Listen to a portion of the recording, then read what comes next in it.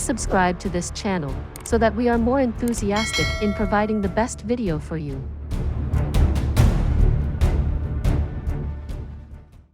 Chapter 631.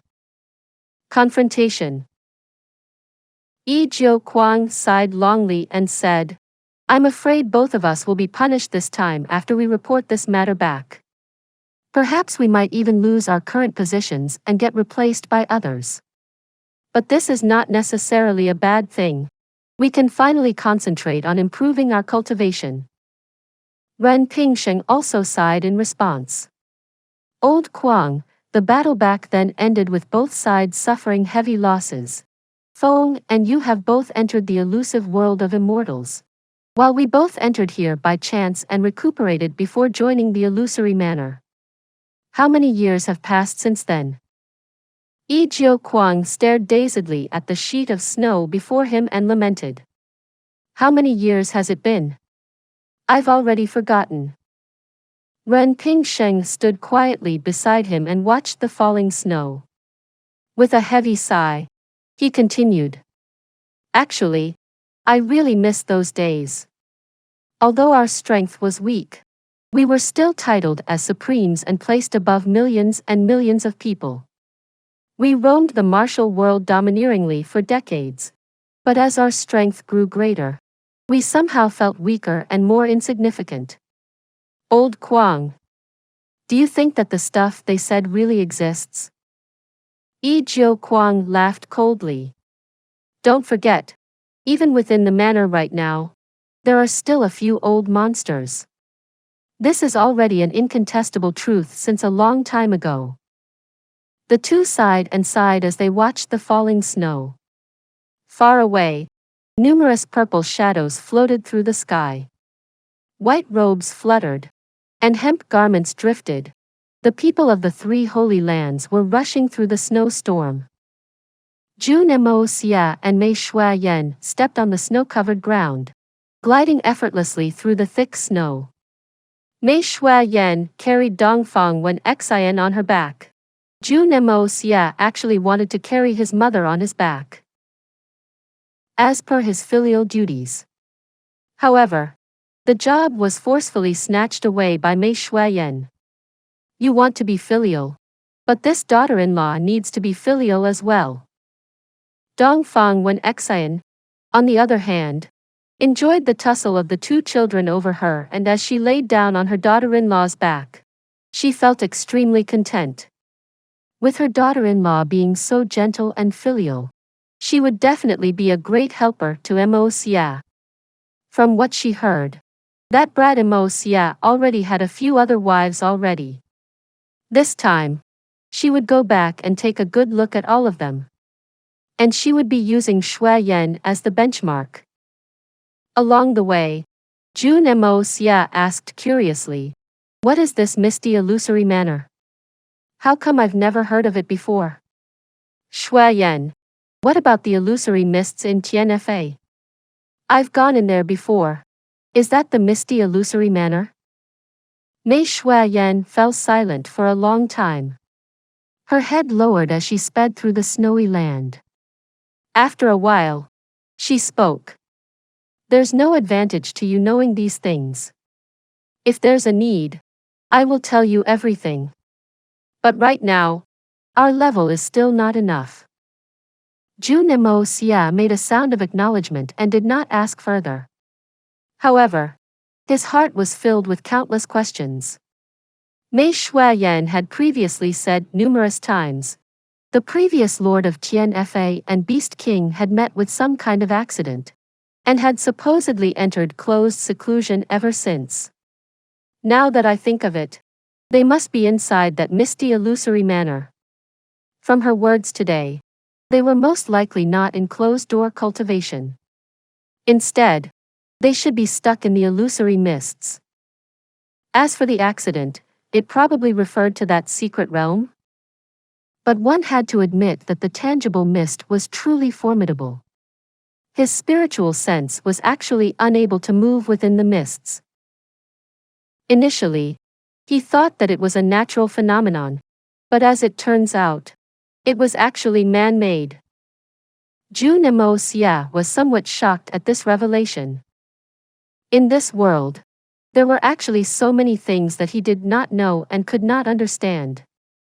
As the small group progressed, Jun Xie suddenly made a "e" sound and stopped. Before them, atop a tree, the entire tree was as white as snow and the sky swirled with a sheet of white. A man dressed in robes the same color as the snow stood atop the tree, staring at the three coldly. His entire body seemed to have merged into the white background, and even if one strained their eyes to look, they would find his figure difficult to distinguish. The only reason they discovered him was because the young Master Jun's instinct was keener than that of normal people. Otherwise, it would be hard to discover the presence of this man. Chu Chi-hun. He was actually waiting here for them. Little rascal. As expected, you were helping me on purpose just now. Chu Chi-hun floated down onto the snowy ground. The puffy white snow did not leave a single trace of his footprints. It was as if Chu Chi-hun's body was completely weightless. Chu Chi-hun's eyes were colder than a wall of ice. A faint chilliness surged from his body as he looked at Jun Xie.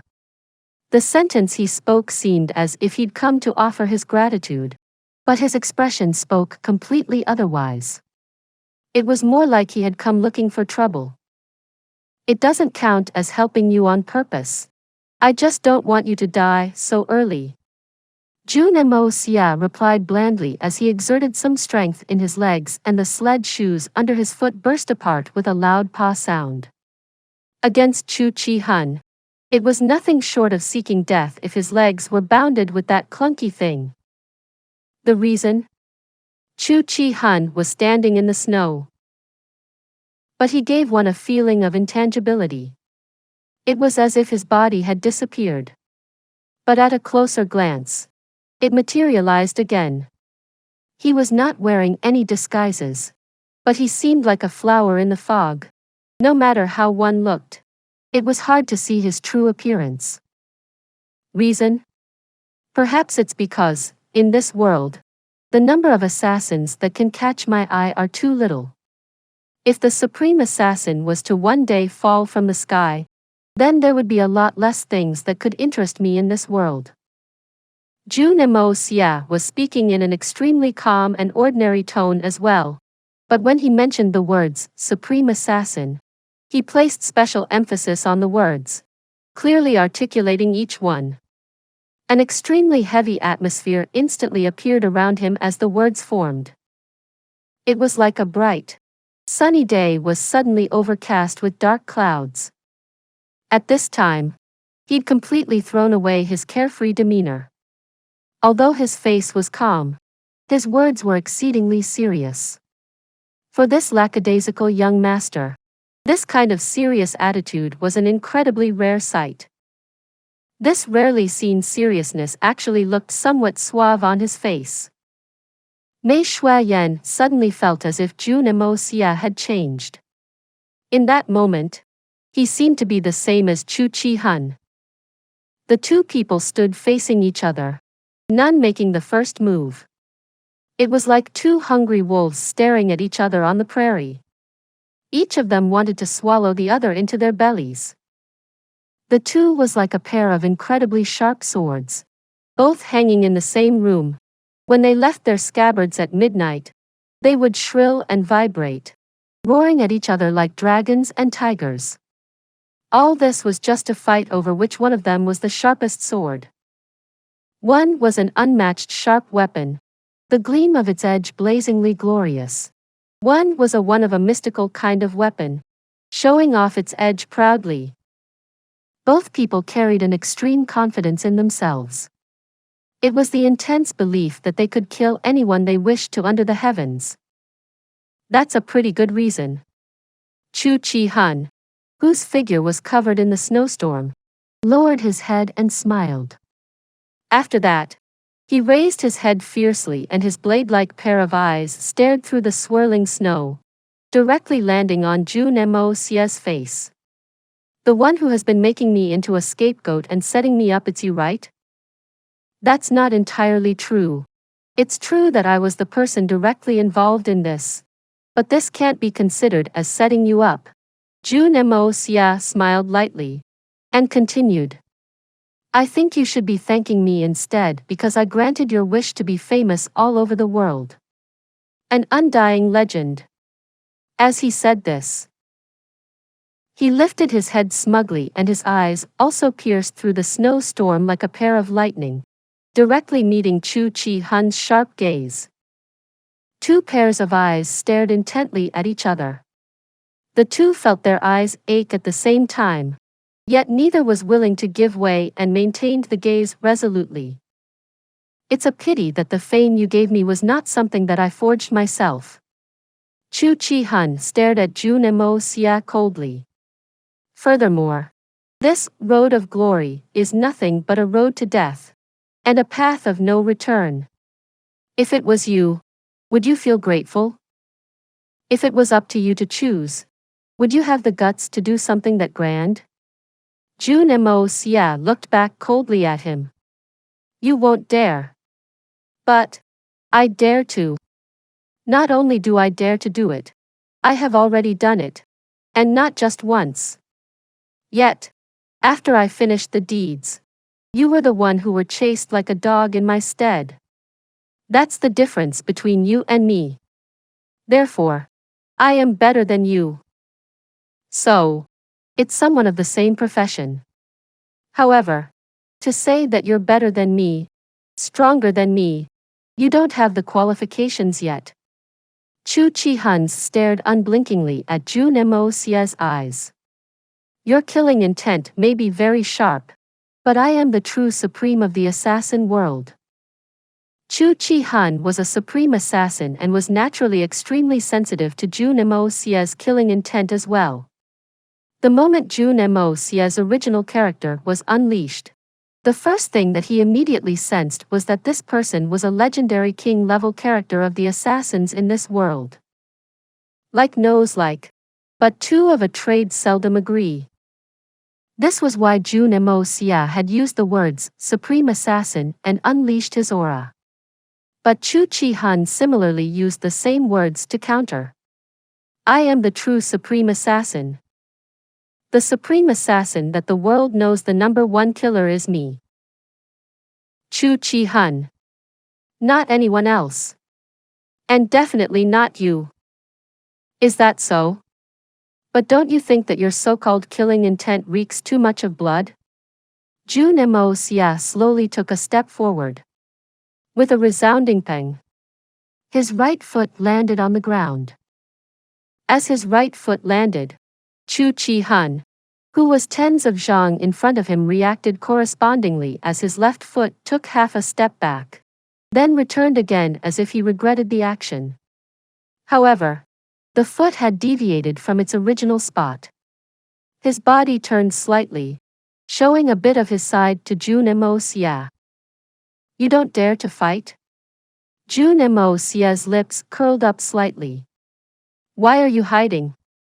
Since you said that I've set you up, aren't you going to seek revenge? When I kill, it's always only after receiving silver for it. Even if it's an enemy, it's still the same. Chu Chi Hun narrowed his eyes and said, that is my principle as an assassin. If there's no compensation, I will not take action. Although you've caused me to be pursued by the 3 holy lands, you've still helped me today. Furthermore, today is not a suitable time for me to exchange blows with you. Firstly, my energy is spent. His eyes swiveled to Mei Shuiyan as he continued coldly. Secondly, I am greatly inhibited, while you have nothing to worry about. Regardless of the reason, at the end of the day, it's a fact that you do not dare to fight. Jun Moxie snorted coldly. So, the title of the Supreme Assassin should be mine, and not you. This sentence was like a sharp needle that pierced deep into Chu Chi Hun's heart. Chu Chi Hun gritted his teeth and spat. The so-called supremes in the world is naught but a useless title. but the supreme among killers. That seat does indeed exist. It's something that no one can ascend beyond. The position of king is not something gained with one's mouth, but with the blade and with blood. Jun Moxie's words had directly pulled the killing intent of Chu Chi Hun, who was already on the verge of retreat, back forcefully. In that moment, killing aura rose to the sky, and he did not intend to mask it at all. He did not even stop to consider that his actions would draw his enemies towards him. Yes, the king of killers. All of it was for the sake of that title. Although this was not a very glamorous occupation, but the two had traveled to the peak of it. With two such characters meeting on a narrow path, would it be the number one assassin of modern Earth, the otherworldly evil monarch, who's more powerful, or would it be the supreme assassin of this world who would come out ahead? Please subscribe to this channel so that we are more enthusiastic in providing the best video for you. Chapter 632. Who is the king? First fight. Jun Moxie had his own arrogance, a pride born of his undefeated streak. Chu Chi Han had been sitting on the throne of the number one killer of this world for tens of years, and he also had a fierce haughtiness that refused to be insulted. The two were diametrically opposed to each other as soon as they met, simply because of the prickly feeling on their neck when they saw each other. It was as if their position was being greatly threatened by the other. Inside Jun Moxie's body, a kind of blood that had not flowed for a long time was now gushing through his veins. His eyes grew brighter and brighter, and his killing intent grew increasingly dense. Even his bones were emanating an aura of savagery, and a slaughtering began to awake from his spirit. Although I am a killer, at this time, I instead represent the yellow people. Behind me are 1.7 billion brothers and sisters. This daddy will not lose. I am even more undefeatable now. Do you dare to fight? Chu Li Hun's eyes gleamed and he asked coldly. It's time to determine the real king of killers among us. A shocking battle intent suddenly burst out of this supreme assassin's body. In that moment, it was not killing intent that burst out of his body, but battle intent. Fight. Fight for the sake of glory. I am not fighting because you want to battle with me. It's because I insist on fighting you. Jun Moxie's back straightened like a fully bent bow, suddenly springing back into place. A fierce gleam shone in his eyes, carrying his strong confidence. And the reason for my wish to fight exceeds the importance of this entire world. Ha ha ha, very good. In this life, I, Chu Chi Han, always talk with my strength. Although there aren't many people who have beaten me before, it's not a rarity for me to lose. However, in terms of killing intent and killing aura, there's no one that has ever beaten me before. Chu Chi Han laughed heartily and continued. You are first one. Even if you die in our clash, you can feel reconciled in your death. Unfortunately, the losing side of this battle will definitely not be me. In this world, you are the first person whom I allowed a fair duel. I trust that you will also be the only one in the future. Jun Moxie said calmly. This fight is for the reason that's hidden in my heart. For the glory that's in my heart. For this reason, I will break my exception this once and give you the chance of a fair battle. Give me the chance for a fair battle? Chu Chi Han was just about to scoff at this remark when he found that he could not laugh at all.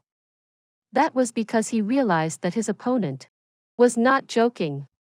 In fact, from this sentence, Chu Chi Han could feel an unfeigned invisible pressure. Fighting fairly one-on-one. I am the first one. What kind of words were those? What kind of person would utter such words? And what kind of person had never fought fairly before in his entire life? An assassin.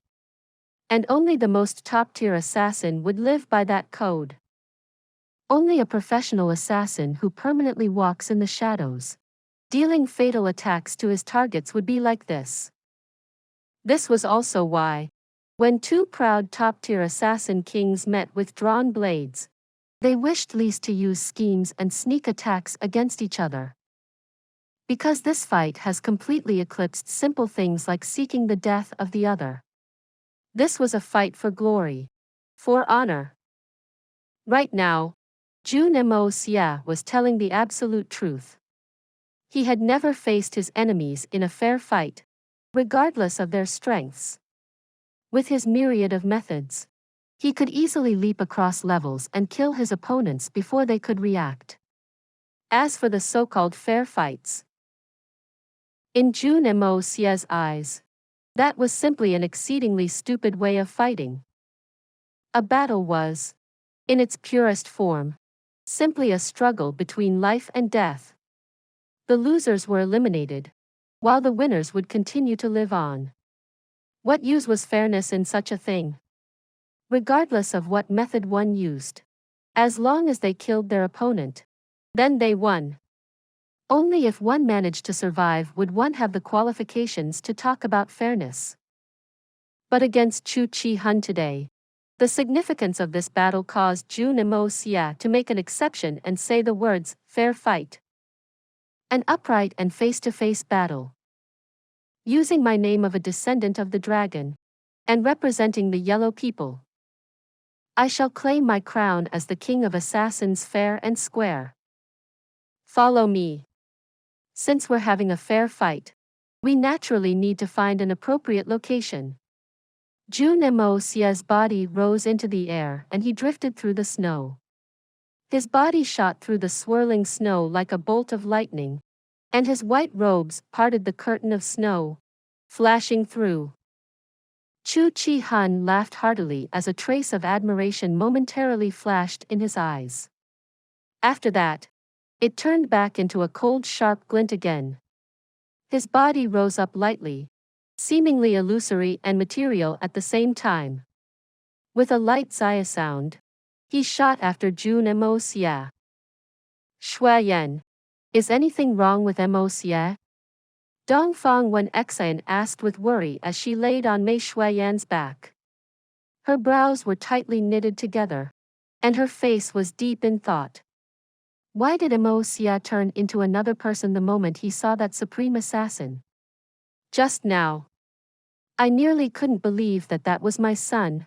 Just what? Mother. Moxie is quite carefree about everything, except for when it concerns the word assassin. I don't know the reason why either, but he seems to care a lot about it.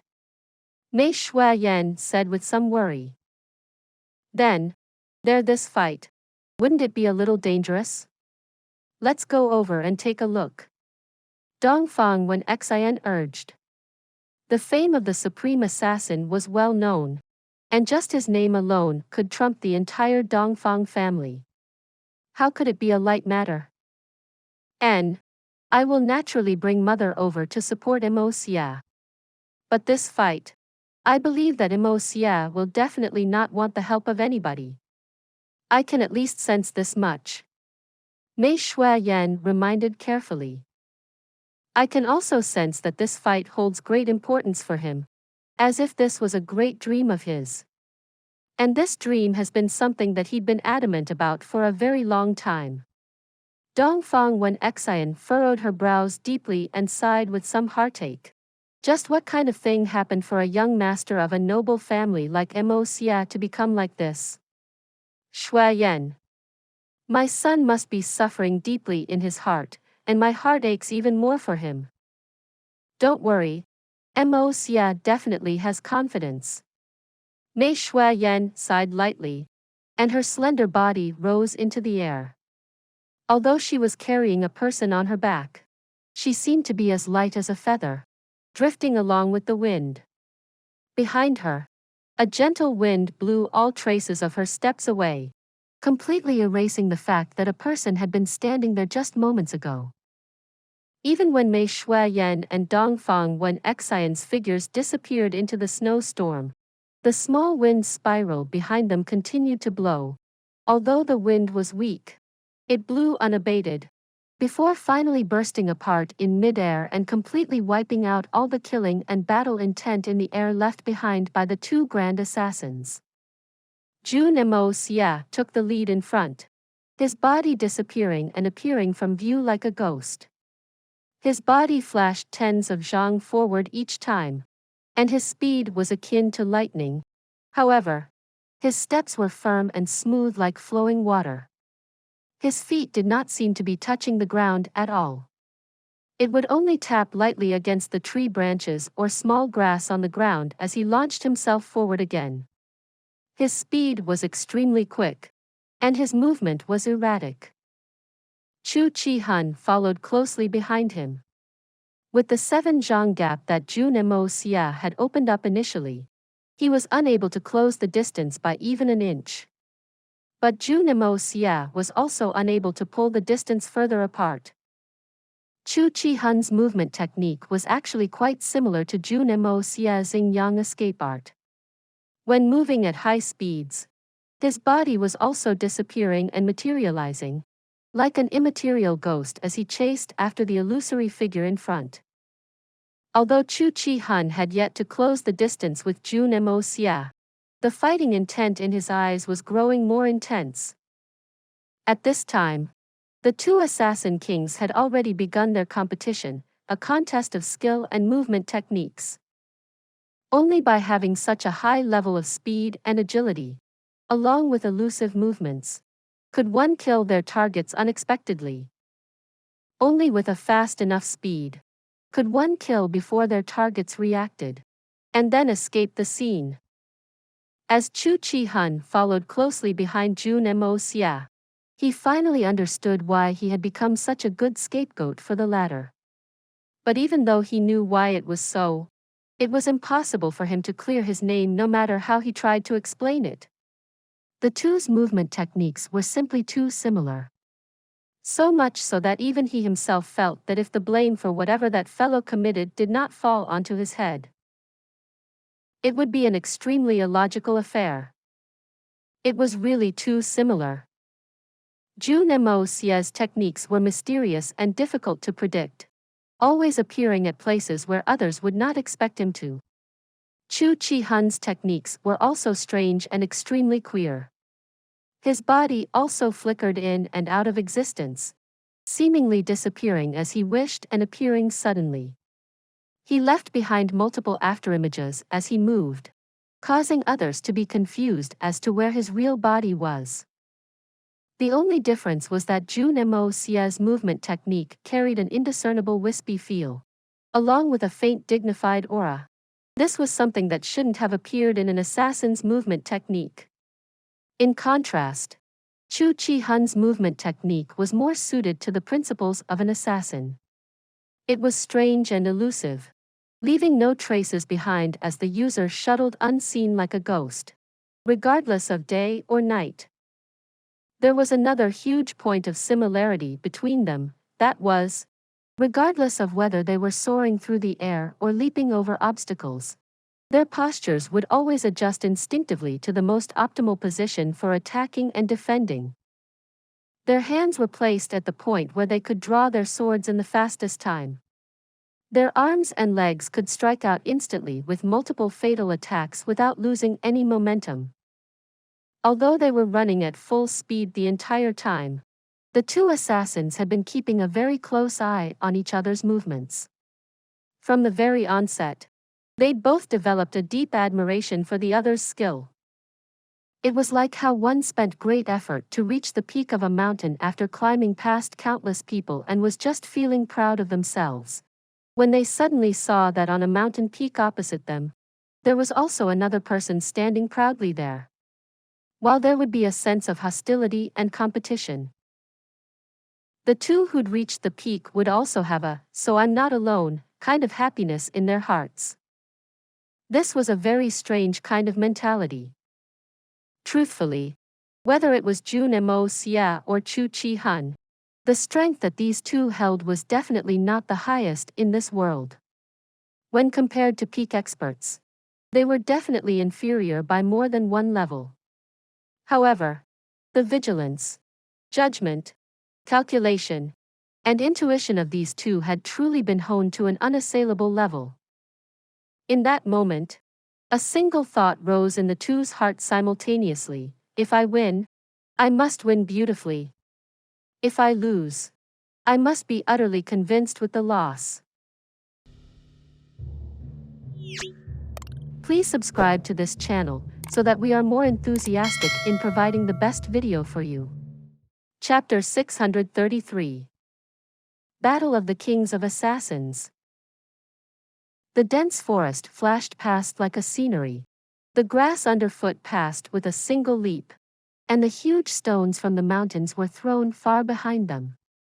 The further they traveled, the more desolate the land became and the more bleak it grew. It was already unclear how far they'd traveled. Under Jun Moxie's lead, 3 human-shaped figures shot forward like 3 straight lines through the half-cloud, half-mist snowstorm. Donghua Wen Xian laid on Mei Shuiyan's back, growing more and more shocked as time passed. This daughter-in-law of hers was truly incredible. Carrying a person on her back, she had ran at least several hundred li. Furthermore, her speed hadn't decreased, and her breath was smooth and relaxed, as if it was effortless. Her speed was actually not any slower than that of the 2 fellows who were competing with each other. From the looks of it, she still had lots of energy in reserve, and if she wanted to use her true ability, she could easily catch up to those 2 in front. She laid on her back, watching wide-eyed as the trees and mountains turned into mere shadows which passed beside them. This kind of neck-breaking speed actually did not create a single bit of wind in her face. There was completely no feeling of motion, as if she was sitting peacefully at home. If not for the worry in her heart for her son, she might have really fallen asleep. Looking at the level of Xian cultivation of this daughter-in-law of hers, it had definitely reached a peak, an extremely profound and terrifying level. Compared to her son, she could only be stronger and not weaker. It's really a mystery how this son of hers attained such a level of courting girls, to actually manage to find such a beautiful girl well-versed in Xian cultivation. With her character, demeanor, and grace all reaching such a high level and bringing her home, how remarkable. Donghua Wen Xian still didn't know that she had underestimated her son. This good daughter-in-law of hers was the #1 person of Tianfa, a leader of the current era, one of the heads of the 3 holy and 1 ferocious lands, an overlord of a generation. If she knew all this, Donghua Wen Xian would probably faint on the spot. Soon, a large diagonal valley appeared before Jun Moxie. Without any hesitation, he jumped into the valley. Chu Chi Han followed directly after, his figure dropping down like a snowflake. When he landed, Jun Moxie was already standing before him, his eyes blazing coldly as he watched him. Pretty good speed. Good skills. Both people spoke at the same time. As they were praising the other, a hint of unwillingness could be heard in each other's tone. The 2 assassins knew in their hearts that this contest of speed had ended in a draw. Jun Moxie, who had the advantage in moving first, had not managed to throw Chu Chi Han off his tail. The fiercely chasing Chu Chi Han had also failed to catch up to Jun Moxie. As for their techniques, the 2 were also well matched. Mei Shuiyan and Donghua Wen Xian arrived like a puff of smoke, landing several zhang away from the 2. As Donghua Wen Xian had guessed, Mei Shuiyan's movement technique was above this too. It was only because she did not want to disrupt this match of skill that she did not display her abilities to the fullest. Jun Moxie had already made known his stance on this matter. The first match would be a contest of speed and skill, At the same time, he was hinting to Mei Shuayan that he did not wish for the interference of anyone. Jun Moxie's eyes were as sharp as an eagle's as he smiled lightly. A cold-blooded cruel smile that had never appeared before hung on his handsome face. Chu Chi Hun. Let me see your close combat skills. Chu Chi Hun stared calmly back in return. I was about to seek your guidance. Nobody made the first move as they stood opposite each other. But suddenly, as if they had moved at the same time, Chu Chi Hun rushed forward, a pair of iron fists suddenly bursting apart the snowflakes before him, its momentum seemingly unstoppable. Jun Moxie also moved forward to meet him with great speed. The two were like a pair of incoming trains, running into each other headfirst. In the final moment before the two made contact, their figures suddenly flashed strangely. Jun Moxie disappeared first, and at the same time, Chu Chi Hun also disappeared. This fierce battleground was suddenly empty. But in the middle of the field, the sounds of violent punching and kicking could be heard. The snow on the ground flew up without reason. The sounds of the punches and kicks were practically counted by the hundreds per second. But the bodies of the two people did not appear at all. They were tumbling in the air, formless and untraceable. However, the howling winds that approached the arena was instantly dispersed, and even the snowflakes were smashed apart and sent flying back. A thick snow roof had formed in midair above the two. This snow had been stopped from falling and slowly accumulated into a solid wall. Ha! With a loud sound, two white shadows appeared at the same time. With nearly the exact same speed, they blasted through the snow roof. And in the process of their exit, they were still attacking each other crazily. Every strike was aimed at their opponent's vital points. If any of the strikes landed on its mark, the opponent would at the very least turn into a cripple. Jun Moxie slapped out with his palm, wispy and illusory. Halfway, the palm turned into a claw which tore ruthlessly towards Chu Chi Hun's throat. Chu Chi Hun raised his right shoulder, blocking before his throat. His left hand shot out with a speed akin to lightning, punching towards Jun Moxie's temple. Jun Moxie slanted his head, and his leg kicked out 3 times soundlessly. Their targets were Chu Chi Hun's Shongji, Sanyuan and Dantian, the 3 great acupoints. As long as any one of them landed, Chu Chi Hun would instantly lose his life. At the same time, Jun Moxie's first palm smashed into Chu Chi Hun's elbow. Following that, 3 London sounds rang out, and the two somersaulted through the air and landed firmly on the ground. It turned out that Jun Moxie's 3 kicks just happened to kick into Chu Chi Hun's own 3 sneaky kicks. Chu Chi Hun could not help to sigh with praise in his heart. He had a wealth of experience as an assassin for close to 100 years.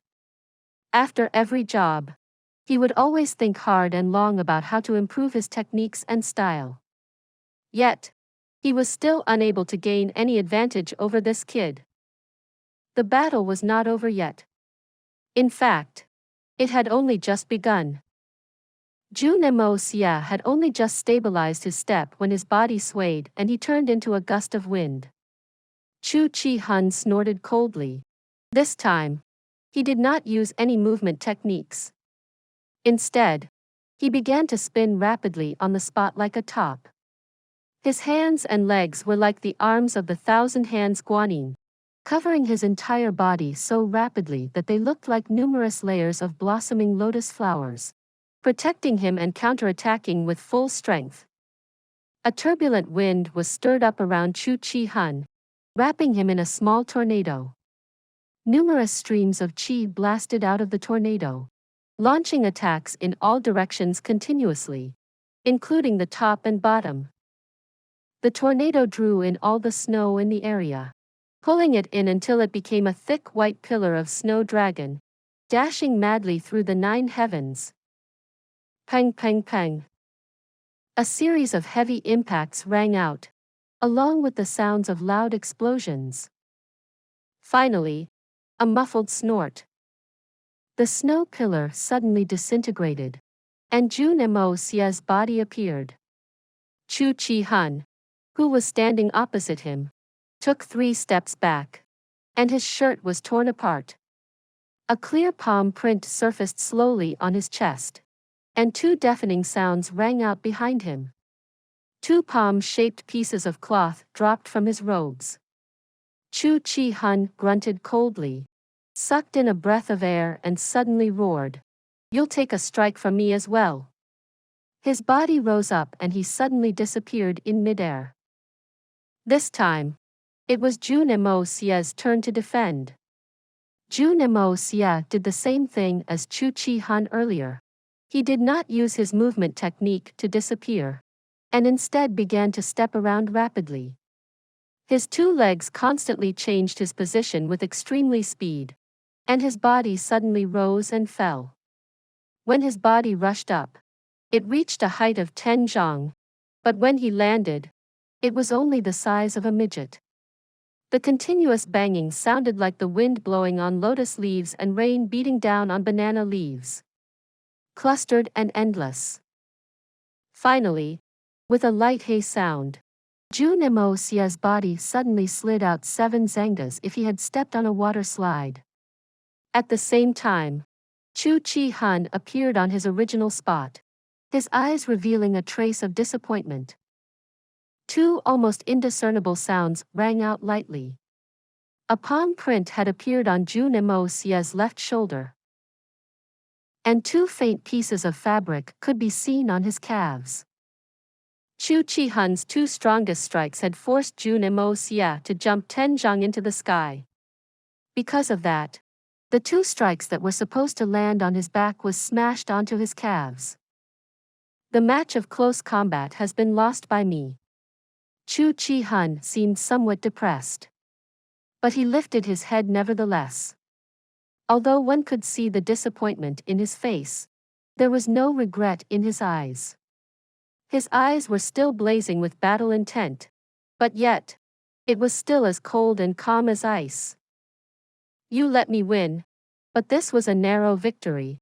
Jun Moxie's face was also somewhat ugly.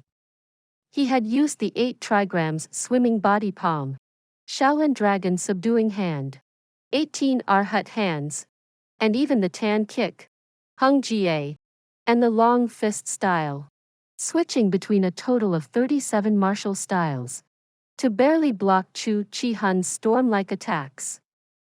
In the end, both sides received 3 palm strikes each. But Chu Chi Han had been hit on his front chest and his back, all fatal positions, whereas Jun Moxie had been hit on his shoulder and his calves. With a single glance, Jun Moxie had unquestionably taken the advantage, and his victory was obvious.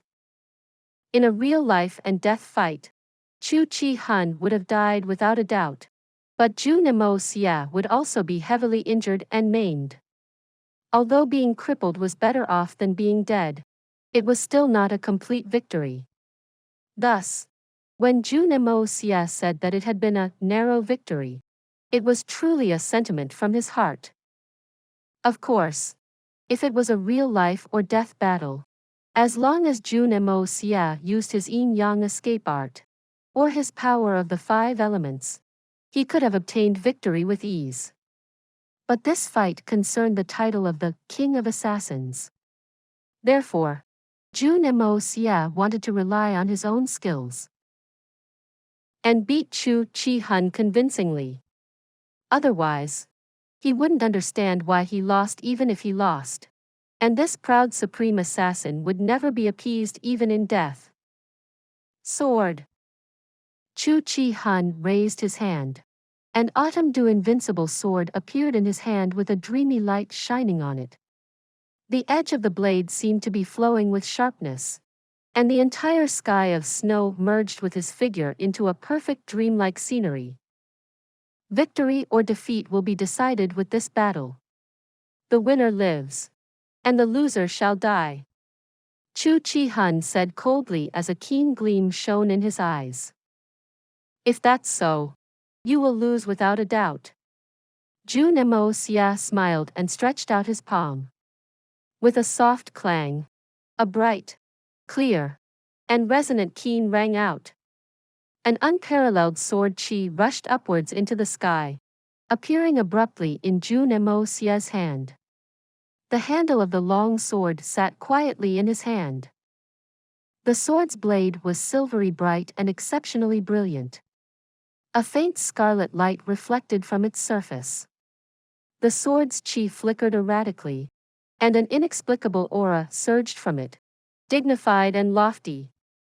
The target of this aura was unexpectedly not Chu Chi-hun, but the Autumn Dew invincible sword in his hand. This situation was like an emperor who went out for a stroll and happened to meet his subordinate official. The arrogance of the emperor was so deep that it radiated from his very bones. Even if he cast a casual glance at someone, that person would feel an invisible pressure. This was a divine sword. Blood of yellow flame. And right now, the aura it was emanating was an innate suppression from an emperor among swords. Please subscribe to this channel so that we are more enthusiastic in providing the best video for you. Chapter 634. Falling without fighting? In the instant that blood of yellow flame was unsheathed, Chu Chi-hun suddenly felt as if the Autumn Dew invincible sword which had accompanied him his entire life has abruptly lost control with him. Chu Chi-hun's eyes widened with shock. He almost believed that the Autumn Dew invincible sword was not in his hands anymore. However, the slight weight in his hand told him clearly that he was still grasping onto the Autumn Dew invincible sword. What was going on? The Autumn Dew invincible sword was his most loyal and reliable partner. It was also his trademark as the supreme assassin. Chu Chi-hun cherished it as his life. And every time he held it in his hands, there would be an intricate feeling of connection with his blood. It was as if he was the sword. Whenever he thought about killing somebody, he would also feel a bloodlust from the sword. At times, the sword would even form a resonance with his spirit. It was a real merger of man and sword as one, both inseparable from the other. But in this moment, that amazing intricate feeling was suddenly gone, disappeared without a trace. How could this be possible? How could it be like this? Chu Chi-hun could feel his palms sweating heavily. In this moment, Chu Chi-hun had completely lost his confidence in this fight. Utterly and completely. Still want to fight? You've already lost. However, you did not lose to me, but to my sword. More accurately, your sword has already submitted to my blood of yellow flame. Jun Moxie had not expected such a situation. Ever since Jun Moxie used the mystical ability of the power of gold to refine the blood of yellow flame, very few precious swords could stand before its proud aura. Along with Jun Moxie's advance in cultivation, the blood of yellow flame's arrogance also rose. At such a critical moment, just when he wanted to have a good fight with Chu Chi-hun, a completely fair fight where he could battle to his heart's content, that fellow actually directly lost before the fight even began. Who would have thought that the moment their blades were drawn that such a huge disparity would form? This was a complete, crushing advantage. The sword rules all the weapons in this world, and its king is the ruler of 10,000 swords. With 10,000 swords in hand, who would dare to not submit? Although Chu Li-hun hadn't lost yet, and even had lots of battle intent that had yet to be released, but the Autumn Dew invincible sword in his hand had already lost its will to battle, completely submitting before the blood of yellow flame's royal aura. Under the enormous pressure from the blood of yellow flame, there was basically no way for it to even struggle. It was completely suppressed from the moment the blood of yellow flame revealed its edge. In an instant, all its killing intent disappeared, along with all its battle intent. Right now, Autumn Dew Invincible's sword was not even comparable to a common iron sword. How was this fight supposed to continue? Jun Moxie was also dumbstruck, not knowing if he should be laughing or crying. This situation was extremely strange, like two rabbits fighting each other. One rabbit ran off and brought back another rabbit as a helper. It was full of confidence and was laughing in glee, until it saw that its opponent had brought a tiger as a helper. Isn't this plain bullying? Chu Chi-hun tried to rouse his battle intent, even focusing his killing intent crazily to incite his sword to recover its previous state. But his efforts were all in vain. Chu Chi-hun grabbed the sword's hilt so tightly that numerous green veins popped up all over his skin. He remained standing coolly. But he knew that he had already been defeated. Furthermore, he'd lost in the most aggrieved manner, to the point of being completely ridiculous and baffling. Against this kind of terrifying assassin that wouldn't appear even once in 10 million years, not to mention his sword losing control like this, even the tiniest bit of flaw would cause him to lose without a doubt. In a fight between peak killers, to lose was to die, and a certainty of defeat directly meant a guaranteed death. Your sword is undoubtedly a good sword. Jun Moxie smiled and said. Throughout the years, you've killed an incalculable number of people and swept unrivaled through the lands. And your sword has also birthed a spirit from the nourishment of being baptized by the blood of countless people. It has formed a connection with your heart and mind, and even your blood. At this point, it could already be said to be a top-grade divine weapon. However, it is still only a child among top-grade divine weapons. Thus, its innate response upon meeting my sword was to submit for the sake of self-preservation. Chu Chi-hun furrowed his brows and a trace of doubt fleeted across his eyes as he replied coldly. Oh. However, if you ignite an intent to battle even though you're sure of your death, that kind of intense emotion would definitely stimulate your sword and awaken the connection between you two. This is also the only way to rouse your sword at this moment and continue with the battle. Because although you won't know it, but that sword of yours is very clear about one thing. The moment it clashes against my sword, it will instantly shatter. Jun Moxie smiled lightly and continued. But if that happened, this battle would have lost its original meaning. If I fought against you with a divine weapon, it will not be determined to have been by skill if I won. And if I lost, I'll still be a laughing stock. Although you have intentions to take my life, I only want to determine a victor among us two. I've said previously that if the supreme assassin perished, this world would instantly become much more boring. Those were my heartfelt sentiments, and it was not spoken lightly. I absolutely have no wish to kill a peerless assassin like you, and I desire even less to destroy a treasured weapon that's developed its own spirit. Jun Moxie lifted his head and looked at Chu Chi-hun. Chu Chi-hun, why don't we end our match here today? He shook his head and sighed. Actually, I am even more unwilling than you to see this competition come to an end like this. In one's life, it's difficult to find a true friend. However, it's even harder to find a worthy opponent. I believe that you can also understand my current feelings. Chu Chi-hun fell silent for a moment and his lips tightened. You are right. If I were to force things and insist on continuing the fight, that would just be arrogant and death-seeking. The original meaning of the fight would be lost, and I would be delivering my most treasured partner to death as well. But I still wish to take a look at your sword. I want to know just what kind of divine weapon it is. that it could make my Autumn Dew invincible sword feel frightened before battling, and losing before the fight even began. Chu Chi Hun's request was actually an exceptionally unreasonable request and could even be considered preposterous.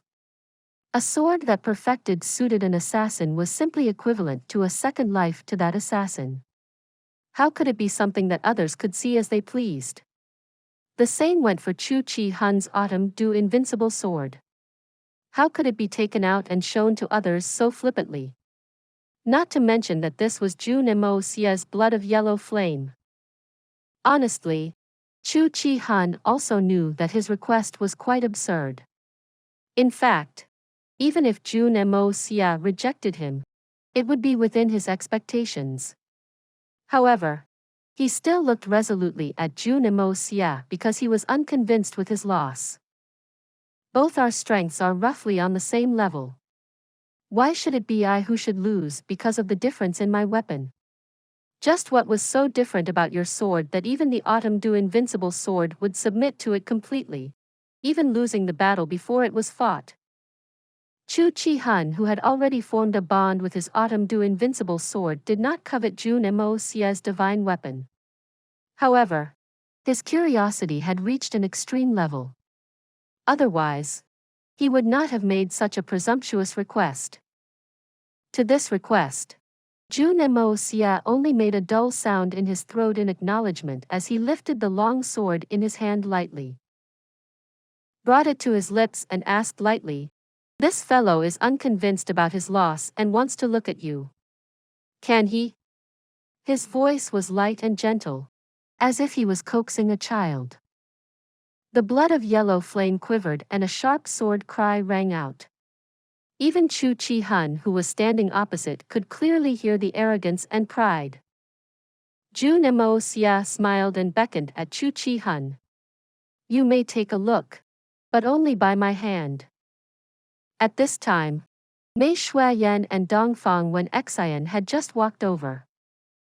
When they approached near, Mei Shuayan and Dongfang Wen Xian's both widened with disbelief as they noticed the same extremely inexplicable scene at the same time. Jun Moxie and Chu Chi Hun, who were still fighting savagely a moment ago, were currently standing together, their heads touching each other's as they stared intently at the sword in Jun Moxie's hand. Chu Chi Hun's face especially was filled with a reverent expression. This was a divine sword, the dream weapon of any Xian cultivator.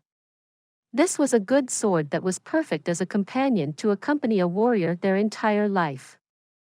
But the thing that shocked Mei Shuayan the most was that Chu Chi Hun had completely not put up the slightest defensive precautions before Jun Moxie. And the blade of blood of yellow flame was pointing directly at him as it rested on Jun Moxie's palm. If Jun Moxie decided to launch a sudden attack, Chu Chi Hun would not have even the slightest chance to escape. A single strike was sure to slice him cleanly into two pieces. How could a person with such low awareness still be the king of assassins from before? And there was Jun Moxie. This fellow was showing off his prized sword with an arrogant expression on his face. His body was similarly wide open, without a single bit of defense. What was wrong with these two fellows? Did they go crazy? Or went dumb? Did their brains get flooded with water in the time that they weren't looking? After a long time, Chu Chi Hun tore his gazes away unwillingly and took a few steps back. That cold aura once again appeared around his body. He raised his head, using his face to receive the falling snowflakes, hoping that it could douse the fire in his heart. A long sigh rang out from his mouth. Such a divine sword actually exists in this world. How amazing! It's truly an eye-opener for me. This match. It is not an injustice for me to lose. It's even less of an injustice for the Autumn Dew invincible sword to lose. No, the Autumn Dew invincible sword has better judgment than me. It knows when to advance and when to retreat. Jun Moxie laughed happily. In this world, there are still plenty of things that you do not know about. Chu Chi Han lowered his head and touched his autumn dew invincible sword lightly as a deep emotion lingered in his eyes. Jun Moxie's blood of yellow flame was undoubtedly a peerless divine weapon under the heavens, and was even an all-conquering peak treasure. Compared to his own sword, it was superior in too many ways. However, Chu Chi Han still felt that this sword in his hand was the most suitable weapon for him. The Autumn Dew Invincible sword was the sword that was truly the most important to him. No matter how good others' swords are, this sword has already accompanied me for many ages. An assassin has no kin, only his sword. This sword is my kin. No other divine weapon or peerless immortal weapon could ever replace it. Chu Chi Han stroked his Autumn Dew Invincible sword gently. In this moment, he could clearly feel the consoling tone and agitated emotions coming from the sword. Chu Chi Han's body shook lightly in response. Previously, he had at most some affection for the sword and felt that it was well suited to him, or even that they had some connection by blood. However, he'd never once felt any sort of emotions transmitted from this sword to him. But today, in this moment, he clearly sensed it. This sword was like a human. It had feelings and emotions as well. Please subscribe to this channel so that we are more enthusiastic in providing the best video for you. Chapter 635. Alliance? Or opposition? This amazing feeling caused Chu Chi Han's heart, which was always as calm as water in a well, to tremble involuntarily for a moment. Since we've already decided to end the fight, I want to ask you about one thing. Jun Moxie kissed his treasured sword and kept it. Today, this little thing has really given this brother too much face. The moment it came out of its sheath, the opponent's sword directly raised the white flag and surrendered. What's called the graceful bearings of a sword emperor? What's called a sovereign ruling all under the heavens? This is. Today was really too awesome. What thing? Chu Chi Han raised his head and looked blandly at him. After the sword appreciation event passed, the supreme assassin Chu also instantly regained his cold calm. Since you are called the supreme assassin, then, your profession should be a hired killer. The #1 assassin organization in Xian, the Blood Sword Hall. Are they your people? Jun Moxie asked in a solemn tone, his eyes turning slightly blood red. Are you looking down on me? Or are you speaking overly highly about those bunch of thugs? Could it be that you think that I, Chu Chi Han, would have any connections with that ragtag bunch? Those people don't even have the qualifications to carry this daddy's shoes. Chu Chi Han glared unhappily at him. Traveling 1,000 li with just one sword and passing the journey of 10,000 li in closed seclusion.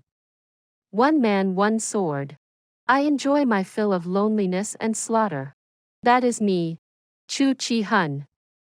What kind of dog shit is Blood Sword Hall? This daddy don't know them. Then, I can set my mind at ease.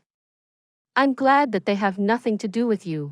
Otherwise, even if I admire you more, you will still have to die today. Jun Moxie's heart relaxed and he stated casually. Even if you don't want to kill me, I'm still dead without a doubt this time. I've never once held any hopes that I can walk out alive and return to the pugilist world after this. Chu Chi Han laughed loudly, his face bitter and unresigned. It's really not easy being your scapegoat. For the sake of killing me, the 3 Holy Lands sent out no less than 300 famed experts. I first hid in the secluded mountains and then among the crowd, but was chased out again and again in quick succession. Their encirclement are closing in, and the final struggle is at hand. Previously, I could claim to be framed by you, but now, I've also killed 3 of the Blood Ocean's superior supreme experts. Both sides are already irreconcilable. Within this 1,000 li of mountain and river, I wonder which location would have a good enough feng shui to bury Chu Chi Hun. As he talked about his own life and death, his face remained unmoved and calm. It was as if this matter did not concern him at all. As a king among assassins of a generation, he had already accepted the possibility of death long ago. Whether it was the death of others, or his own, it was all the same to him. Why don't you hide in the busy cities? It might be difficult to conceal yourself completely in a well-structured large city, but a normal city is not a bad place to hide in. Jun Moxie asked. Am I, Chu Chi Hun, a petty scum on the level of dog thieves and chicken burglars? I am an assassin. I've killed good people and bad people indiscriminately, but I've never caused an innocent person to die for me. Although I've killed people as though they were wheat, those that died because of me all died by my sword or by my hands. Chu Chi Hun's expression remained cold and calm, and his eyes blazed with a unique pride. This is an assassin. If I were to die in the hands of others one day, I would not feel aggrieved. Chu Chi Hun smiled coldly and turned his face skyward. Since I've come out to kill others, I'm already prepared to have my life claimed by others as well. There's not much to say about this kind of thing. You are an assassin too. Could it be that you don't understand this logic? Jun Moxie's eyes lit up. How could he not understand? Just like how Jun Moxie had his own principles which he would never bend, Chu Chi Hun had an arrogance that belonged to him too. Just as Chu Chi Hun had said, the three holy lands' strength and their lineup this time was extremely strong. Even he and Mei Shuayan would not have any confidence in a head-on clash with them, and could only hide and dodge, without any chance of retaliation. What could Chu Chi Hun do? The fact that Chu Chi Hun was able to hang on until now was already an incredible feat. Just by relying on assassination techniques, it might be possible to deal with one or two of his pursuers, but if he was even tied down for a brief moment, hundreds of powerful experts would immediately swarm toward his location. Even if Chu Chi Hun's movement technique was amazing, what use would it be? After all, he couldn't disappear into the Hongjun Pagoda like Jun Moxie, completely removing himself from this world. Take the battle a day ago for example. If not for Jun Moxie lending a helping hand, creating the best position for Chu Chi Hun to take action, there was no way he could kill two powerful experts and cripple one in a single move. If Chu Chi Hun followed his original plan to launch a surprise attack, he would only be able to kill one person at most. He would be exceptionally lucky if he could escape safely after launching his attack and revealing himself. Where would he get the ability to rid himself of three powerful pursuers in one stroke? Before this, I was not willing to simply die, because I didn't even know who it was that had set me up. Thus, I was determined to stay alive and find out the truth. Chu Chi Hun looked at Jun Moxie with mixed emotions as he continued. Now, this wish is finally fulfilled. To be able to see you before my death, I am appeased. Perhaps you may not be a true killer, but you are definitely the strongest, most peerless assassin I've ever seen in my life. I'll even say that you are stronger than me, because you are much younger than me. I only hope that you can promise me one thing. Chu Chi Hun gazed solemnly at Jun Moxie and said, I can die. Chu Chi Hun can die. But the Supreme Assassin cannot perish. The Supreme Assassin, it's not just any other Supreme. Nor is it a title for a Xian cultivation level. It refers to a true Supreme. It's the highest honor in the world of assassins. Chu Chi Hun uttered each word fiercely. I think that you understand the meaning of these words better than I. What if you don't have to die? Or more accurately, What if Chu Chi-hun and the Supreme Assassin both do not die? Jun Moxie looked back at him seriously. If the Supreme Assassin requires the help of others, he would no longer be worthy of being called the Supreme Assassin. Chu Chi-hun rejected flatly. He did not even allow Jun Moxie to finish his words. I do not need your help. And I am even less willing to owe anyone a favor. Even if I were to be only under one man and above millions, I am still unwilling. There is only the clear skies above the Supreme Assassin. Nothing else. As for the matter of making me your scapegoat, there's no need to feel like you owe me anything. Because our movement techniques are simply too similar. If you had risen to fame earlier than me, I would have definitely pushed all my crimes to you as well. In fact, even without going out of the way to set each other up, we will both turn into suspects for the other's actions. Chu Chi-hun laughed carefreely, completely losing all his mind's shackles. Perhaps. It is as you've said, we didn't know each other before this. No matter what others say, or whether or not I've set you up, there won't be a shred of guilt in my heart. In critical moments, for the sake of one's own life, there are nothing that a man can't do. There are no grounds on blaming actions done in such circumstances. I've also never felt that there was anything wrong in diverting the attention to you. Jun Moxie's eyes turned sharp as he continued. But do not forget, the victor between us hasn't been determined yet. Who shall claim the title of Supreme Assassin is still not clear. Perhaps there really is only the clear skies above the head of the Supreme Assassin. But Chu Chi-hun, that might not be true for you. If I only inherited the title of the King of Assassins because you were killed by others, that would be a shame for me, not honor. Chu Chi-hun stared at Jun Moxie and snorted. I've already lost to you in the close quarters fight.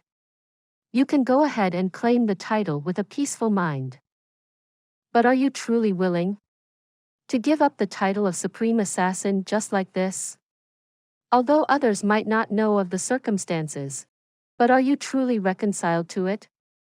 Jun Moxie took a step forward and demanded. Even if I'm not willing, what can I do about it? Chu Chi-hun muttered gloomily. At this time, Mei Shuayan suddenly shouted.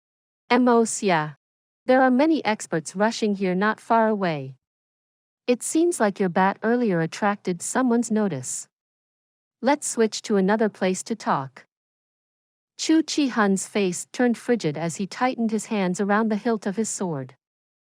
Since you are not fully reconciled to the loss, why don't we switch a method to determine the victor? Jun Moxie continued lightly, seemingly unaffected by the news. You've heard it as well. The people coming here are all supremes, or even superiors supremes. There's a total of 8 of them. Why don't we use these people as targets for our competition? We'll use our strongest assassination techniques as the wager. And see who the honor of Supreme Assassin belongs to. See who kills the most. Chu Chi-hun's eyes lit up. Just the numbers alone is not enough. We will compete on killing speed as well. Jun Moxie's eyes blazed with fighting intent. These people are not just your enemies, but they're enemies that are pursuing you to take your life. You don't want to be killed by them, and I do not want them to live. Chu Chi-hun laughed uproariously. To think that Chu Chi-hun would meet a kid like you so much to my liking just before my death.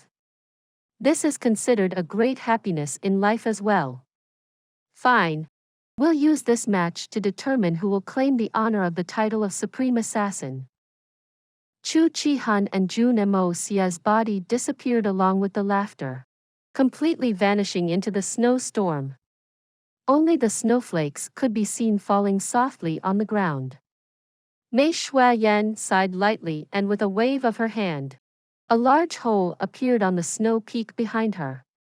She and Dongfang Wen Xian hid into the hole, and the entire piece of snow block closed up perfectly again. This skill was something she'd learned from Jun Moxie after they left the Dongfang family earlier. Now, it was proving its usefulness. So. In a brief moment, several figures shot over, landing on the snowy ground. With a few quick steps, they shuttled quickly through the entire area and examined it carefully with complete vigilance. Every corner of the area was properly combed through, until they finally stopped at the place where Chu Chi-han and Jun Moxie had exchanged blows earlier. A man with a face filled with the vicissitudes of life stood silently as a strange light flashed in his eyes. His limbs were skinny and frail, and he wore hemp garments with a high hat on his head. This was Supreme Golden City's Ma Jiangming. Beside him, there were two more individuals with similar clothing. Three white-robed old men with long beards walked over, stepping lightly over the snowy ground. Their movements were elegant and unrestrained, and their demeanors were calm and unhurried. Long swords hung on their waists like simple ornaments. Further back, there were two purple-robed experts from the illusory Blood Sea. Their purple robes were extremely eye-catching in this piece of white-colored land. There were experts from all three holy lands here. One superior supreme and two supremes from the Supreme Golden City. One superior supreme and two supremes from the elusive world of immortals. And two superior supremes from the illusory Blood Sea. Furthermore, both experts looked the same. They were actually a pair of twins. A battle took place here recently. Ma Jiangming said slowly as a ghostly fire flickered in his eyes. He observed the disorderly ground carefully and occasionally looked around doubtfully. His nose sniffed wildly in the air, and a moment later, his face suddenly distorted hatefully. A woman. There's the smell of a woman. A woman was definitely here a moment ago. Could it be Venerable May? Please subscribe to this channel so that we are more enthusiastic in providing the best video for you. Chapter 636. I'll give you one needle. The killing intent in this area is exceedingly intense. However, there isn't a single smell of blood. It's too strange. A purple-robed man muttered with a serious expression. His head was lowered to the ground as he searched carefully. For some reason, the air here felt a little strange. Half a beat later, he concluded. Two very different but exceedingly strong killing intents were here, intermingled and tainted by each other. From the looks of it, a fight indeed happened here. However, that woman did not participate in the fight. Ma Jiangming. Apart from sniffing out girls to murder them, what other use does that dog nose of yours have? After hearing Ma Jiangming's annoying words halfway through his observation, he was naturally very unhappy. Truthfully, the moment he saw that the perverted dog was coming with them here together, the two purple-robed experts were already somewhat unhappy. Why do we have to travel with this low-grade piece of trash? Little Juan, what's the meaning of this? Ma Jiangming rolled his eyes lazily. This old man likes to PE and murder girls. But what does that have to do with you? You're pointing your finger at me and scolding me for no good reason. What are you trying to say? The two purple-robed men were called Wan Yin and Wan Yang. They were blood-related twins. There was only 1 hour's difference between their births. The elders used to give these two a nickname. Yin Yang is not soft. Wan Yang, who was speaking, harumphed coldly. Ma Jiangming. Look at your own disgusting face when you say those words. I can't even be bothered to look at you. What's wrong with this old man's looks? You find it lewd? Ma Jiangming scowled and retorted in a sharp voice. Even if this old man is lewd, I'm still not as filthy as your sister. Mind your own fecking business. What did you say? Wan Yin and Wan Yang both turned around at the same time as their hands went to the hilt of their swords. Ma Jiangming, you need to pay the price for your words today. Seeing this, the leader of the white-robed experts at the side hurriedly went forward and stopped them. What are you all doing? We're facing a powerful enemy right now. Our three great holy lands have been humiliated greatly. Right now, we are bound by a hatred against a common enemy, and we should be united against the outside adversary. How can we start fighting among ourselves with just a few words? If everyone just hold back on their words a little, wouldn't we have no more troubles? At the same time, he was sighing gloomily in his heart. Look at the people assigned to this group, apart from perverts. There were only madmen. No one can accept the other, and it was basically impossible to form a proper team. He had already become the unofficial temporary leader of the ragtag group, but he still could not control these few people at all. How annoying. Bai Wu Xin. Who the hell do you think you are? Do you really think that you're the leader of this group? Mind your own business. As expected, the three all turned around and roared at the white-robed man. Bai Wu Xian's face twitched and he flung his sleeves angrily. Good. Good. Good. Go ahead and fight then. Fight until both of your sides are heavily wounded. And don't stop until the other side is dead. And hopefully, when you're done with your fight, that bastard Chu Chi Hun will turn up, and we could let him join in the fun. The three had nearly started fighting many times along the way. Perhaps their zodiac signs were naturally opposed to each other or something. But they never stopped bickering from the start. Wan Yin snorted coldly and turned around. Apparently, the mention of the supreme assassin Chu Chi Hun still instilled some fear in their hearts. Tilting his head lightly to his younger brother, the two went back to inspecting the ground for other clues. Just at this time, a sudden sound rang out as a sharp aura shot towards his back. Wan Yin turned around with a speed akin to a bolt of lightning and stretched out his hand before retracting them. His body spun one circle as he held the item in his hand. The object twinkled and sparkled, and felt exceptionally cold to the touch.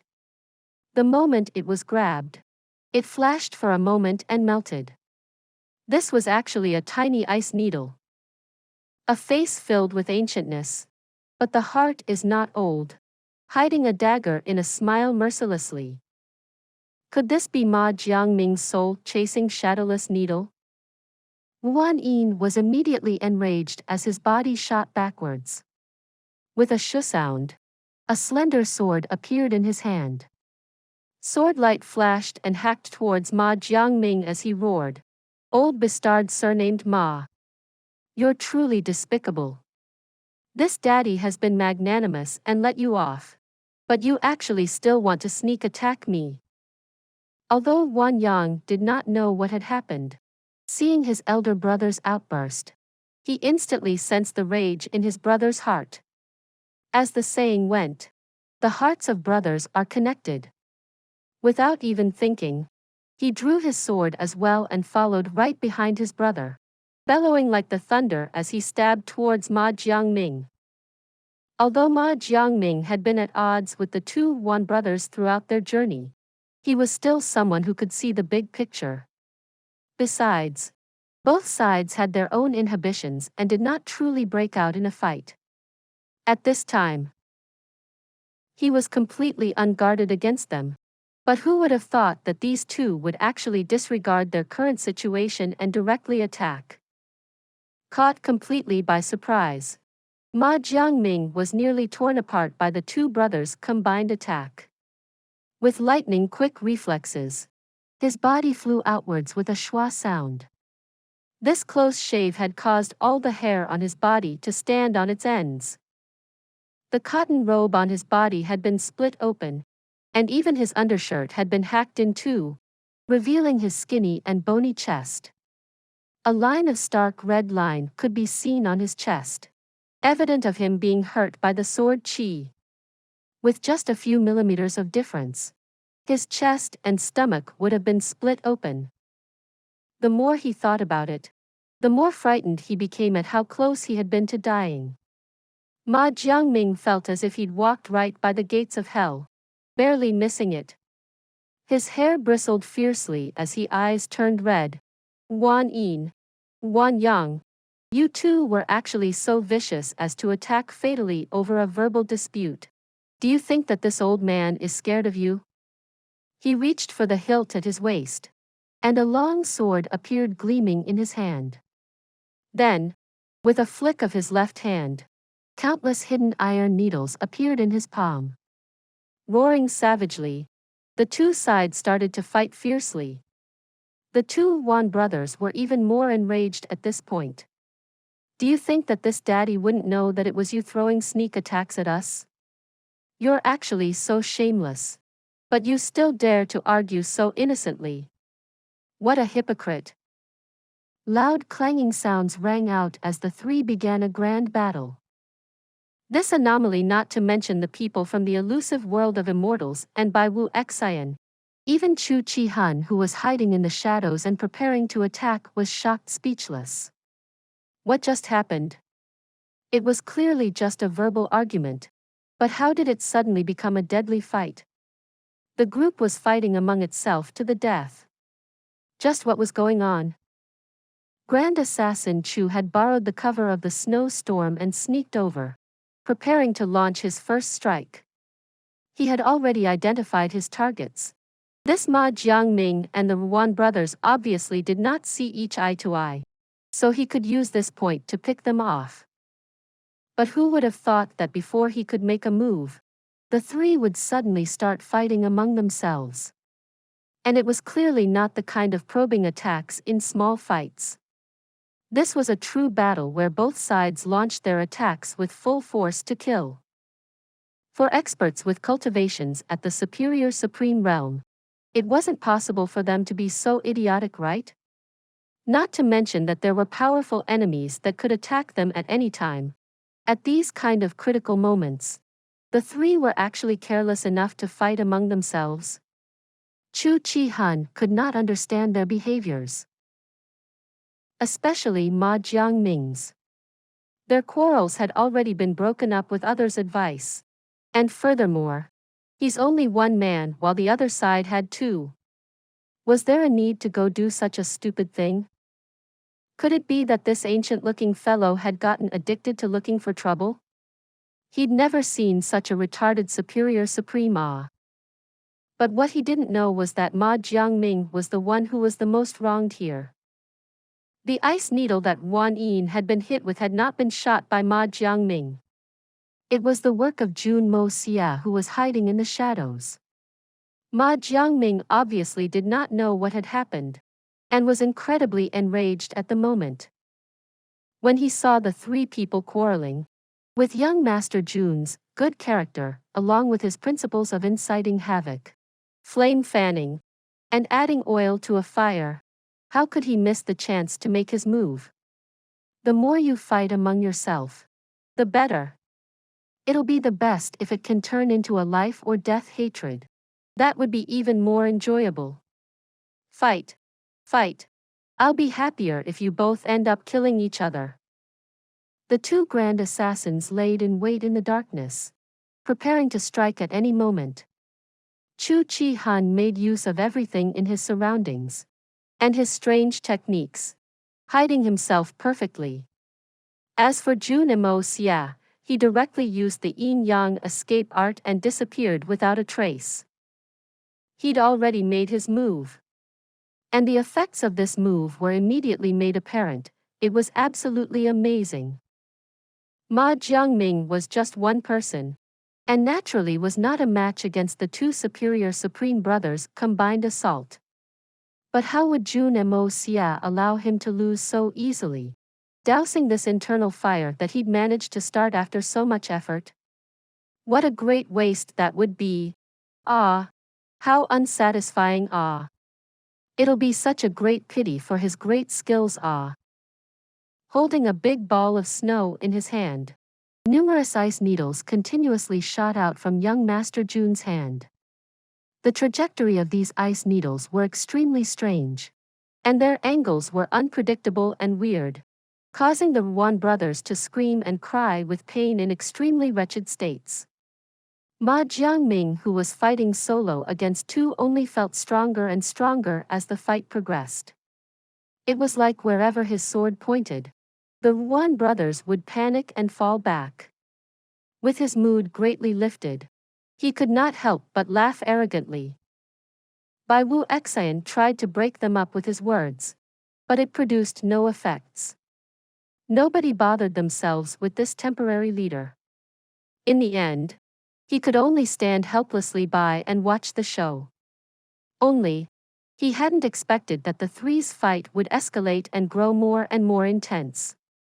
Especially the Wan brothers' two superior supreme experts was actually being suppressed in a 2 versus 1 fight. At critical points, they would always end up suffering a loss. In that moment, their hate for Ma Jiangming had gone deep into their bones. Just for the sake of their face, they could not afford to lose. The two's thighs had already been stabbed an uncountable number of times by ice needles. Although with their Xian cultivation, this bit of damage could not cause them any damage, not even light injuries, but the pain caused by the needles was incredibly tormenting. And if this was not enough, their talks were constantly stabbed with ice needles, causing the two to be incredibly incensed. That area may not be life-threatening, but it was incredibly humiliating. This was not killing people. This was simply toying with them. The two brothers' eyes had already turned completely red. At first, they only wanted to teach Ma Jiangming a lesson. But as they fought, their anger could not help but to soar to the skies, eventually reaching a level where they would not rest until the bastard was dead. This relentless killing intent came about because of a very simple matter. Wan Yang had received an extremely sinister ice needle to his talks. The difference was, this ice needle happened to stab into a very important area. It had actually pierced into his chrysanthemum. As everyone knows, that area's flesh was exceptionally tender. It was a place that was completely unprotected by Xian Qi. Thus, the pain was even more unbearable than being cut by a knife. The unlucky Wan Yang yelped aloud and jumped straight into the air. That area's temperature was also higher than most parts of the body, so before he could do anything about the ice needle, it had already melted inside. The freezing water and blood flowed out together. And in that moment, Second Master Wan looked as if his menstruation had arrived. On top of that, it looked like the first wave, the heaviest flow of the month. He looked extremely wretched. And his legs felt damp, cold and sticky. Humiliation. This was an unbearable humiliation. Especially, the one who suffered this humiliation was actually a top-tier expert at the superior supreme realm. Please subscribe to this channel so that we are more enthusiastic in providing the best video for you. Chapter 637. Assassinations. Wan Yang was like an enraged lion with a scorching hot rod poked into its anus. He screamed and roared angrily, and his entire body seemed to have expanded one round. His hair crown burst apart with a loud ping sound, and his hair flowed out like a madman.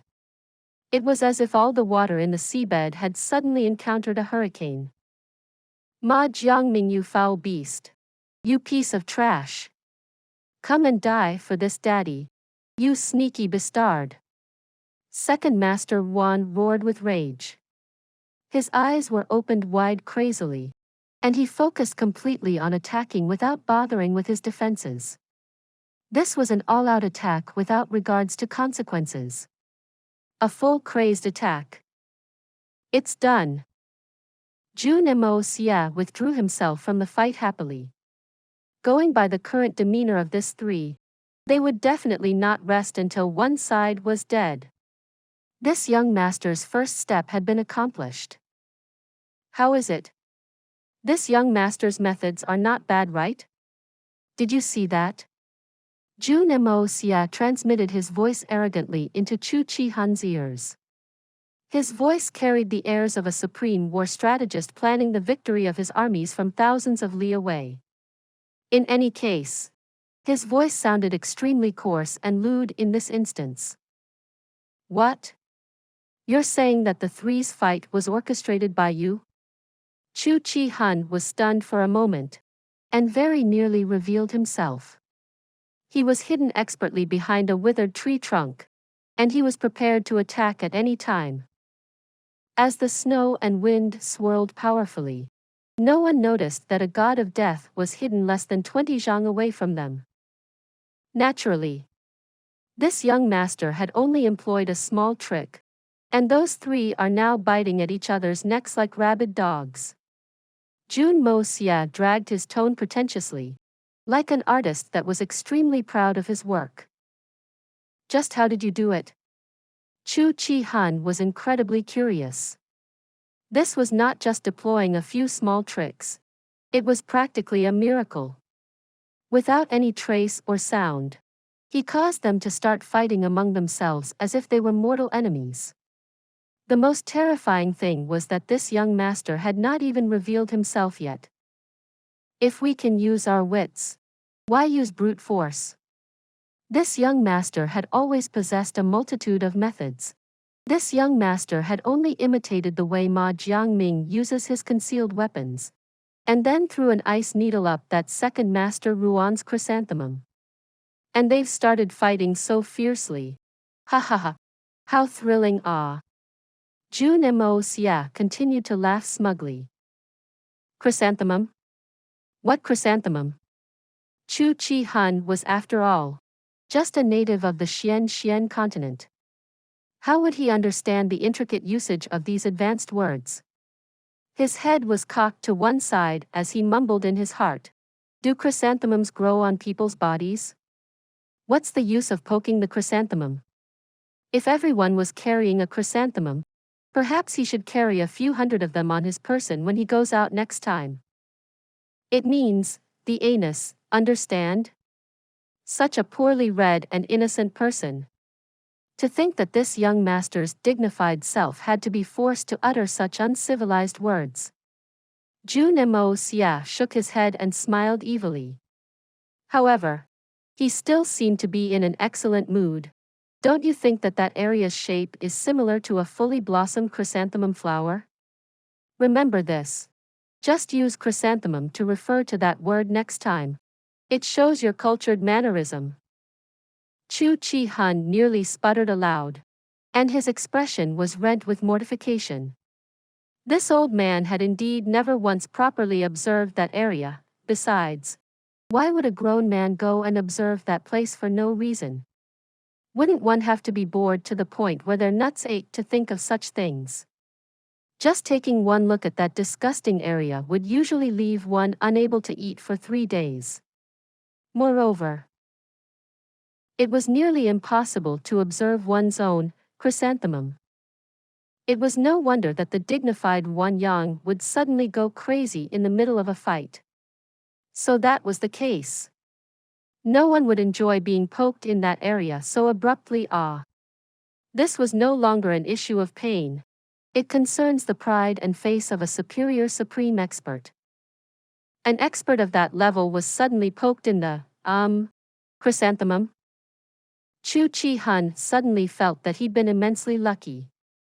If that brat did this to him during that fight earlier, as his thoughts traveled in this direction, this famed supreme assassin instantly felt his own chrysanthemum tightening. Following that, a cold sensation spreaded from his tailbone, up his spine.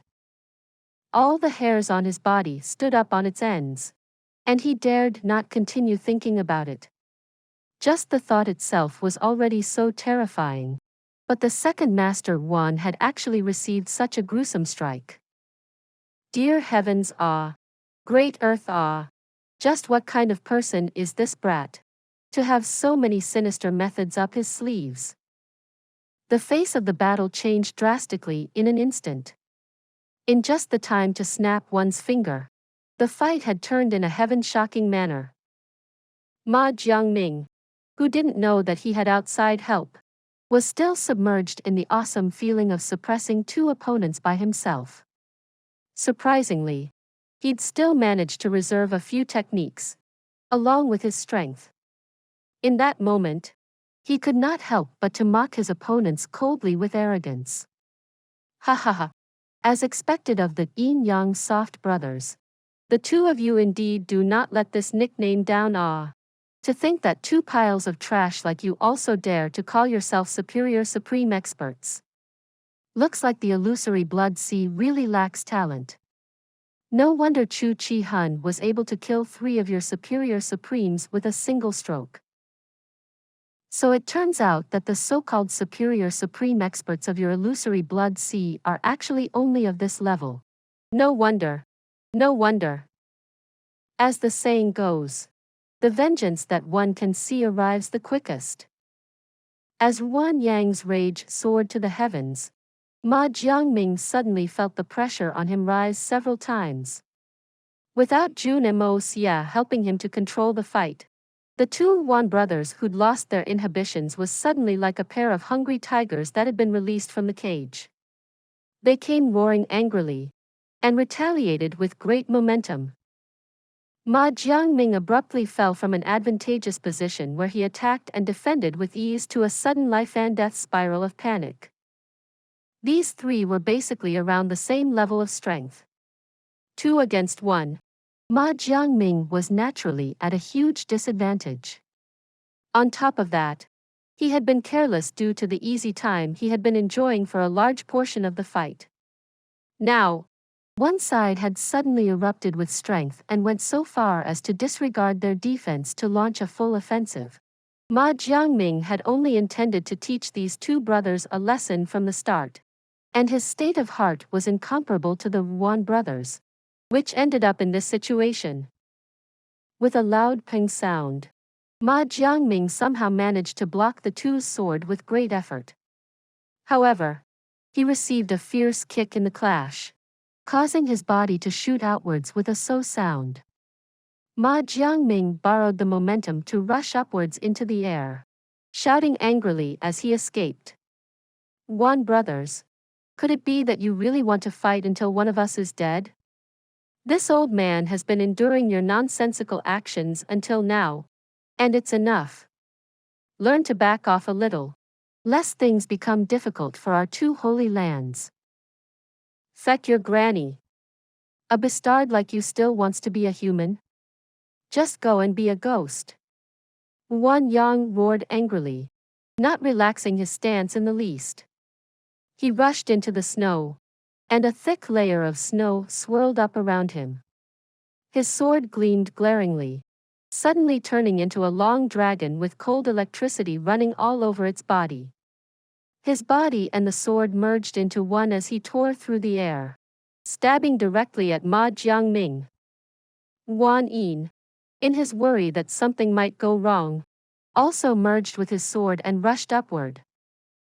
There will be no relent until Ma Jiangming is dead. This was already an irreconcilable situation. The scene had changed drastically, far beyond what anyone had expected. A moment ago, Ma Jiangming was in a great advantageous position, but in the next instant, he was suddenly assaulted fiercely by the 2's sword technique. A life-or-death strike. Ma Jiangming's entire body's hair was standing up on their ends, and he spat out a mouthful of blood as he roared with rage. Feck your mother. So you 2 brats are actually really aiming to kill this old man. To think that you're even using the sword and body as one. You really take this old man to be dough to be kneaded. This old man shall use this next attack as his wager as well. Who's going to die is still not certain. His sword danced wildly in the air, and a powerful gust rose up with its momentum. With a powerful wave, a whoosh rang out, blasting across the sky. 10,000 rays of sword rays shot down from the sky, At the same time, his left hand was waving constantly, and countless gleaming pieces of light shot out from his hand, disappearing in a flash. This was Ma Jiangming's true killing technique, and also the reason the Wan brothers were so certain that it was Ma Jiangming who attacked them, the soul-chasing shadowless needles. The three were like shooting stars impacting the earth as they shot through the air, using their ultimate killing techniques to determine life and death with one strike. The Wan brothers felt humiliated and enraged. But wasn't Ma Jiangming nursing a bellyful of rage as well? Just how did I offend you all? Wasn't it just a joke that had gone a little bit too far? Are you people so bad at taking jokes? Then how the hell were you able to survive in the martial world for so long? To think that you actually want to kill this old man over a mere sentence. The three were all emanating extremely hateful auras, unwilling to share the same sky with each other as they clashed together. Bai Wu Xian watched on wide-eyed and slack-jawed, as if he were looking at a horror movie that became more frightening as time passed. At the start, both sides were only exchanging blows, attacking and defending carefully. He naturally wasn't worried about them, but in the blink of an eye, it began to turn into a life-or-death battle. This transformation was greatly beyond anyone's expectations, and he could not help but rub his eyes with disbelief. Just as he was about to take action and separate these three forcefully, they actually began to use their ultimate techniques, fusing as one with their swords. This daddy here must have accumulated 8 generations of bad luck to end up as your temporary team leader. With these two groups of people in the same team, it was already a miracle that I haven't been angered to death yet. Dang their sisters. Do they really have to choose this particular timing to engage in a life-and-death fight? Where are their demeanors as experts? What happened to seeing the big picture? In that moment, he could not help but to fling his sleeves in rage. Fight then. Go ahead and fight. It's better if you all kill off each other. Then this daddy can finally have a moment of peace. All you idiots are old bastards over 100 years old. Yet you're still so childish. Can't you make things easier for others? Apart from the three who were fighting and Bai Wu Xian, there were still 4 more people standing there, staring dumbly at the 3 experts tearing at each other's throats. Everyone felt their backs grow cold in that moment. The 4 of them were only Supreme Realm experts, and did not have the qualifications to stick their foot into a battle of that level. At this time, another strange event appeared. A frosty light suddenly flashed under the snowy ground, as quick as lightning. It shot into the underbelly of a Supreme Realm expert from the elusive world of immortals almost as soon as it appeared, going straight through the gap under his pants. The strange, tough and surging Xian Qi instantly tore apart its host's 5 viscera and 6 bowels. At the same time, a faint sword light flashed and disappeared, followed by another frosty light. Yet another Supreme Realm expert was cut into 2 from the waist. Following that, the frosty light flashed again, and like a boat moving with the current, it stabbed toward Bai Wu Xian's neck. All these had happened in a single breath, smoothly and without stop. Although it took a long time to describe these 3 sword strokes, it had actually all flashed out in almost the same instant. 2 powerful experts fell to the ground, and even the temporary leader of the group Bai Wu Xian was facing a deadly threat. At this time, Bai Wu Xian was so angry that his chest almost burst open with rage. But all of a sudden, he felt a hair-raising fear in his heart.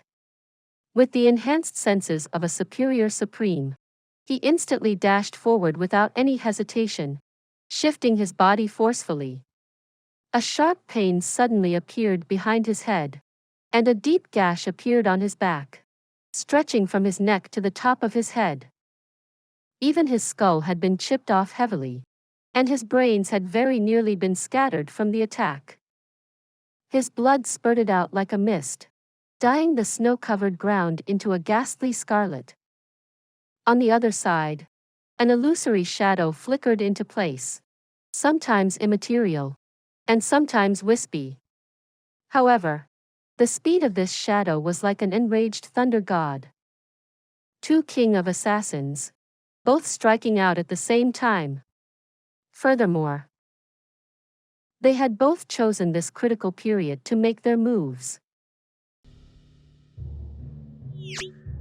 Please subscribe to this channel so that we are more enthusiastic in providing the best video for you.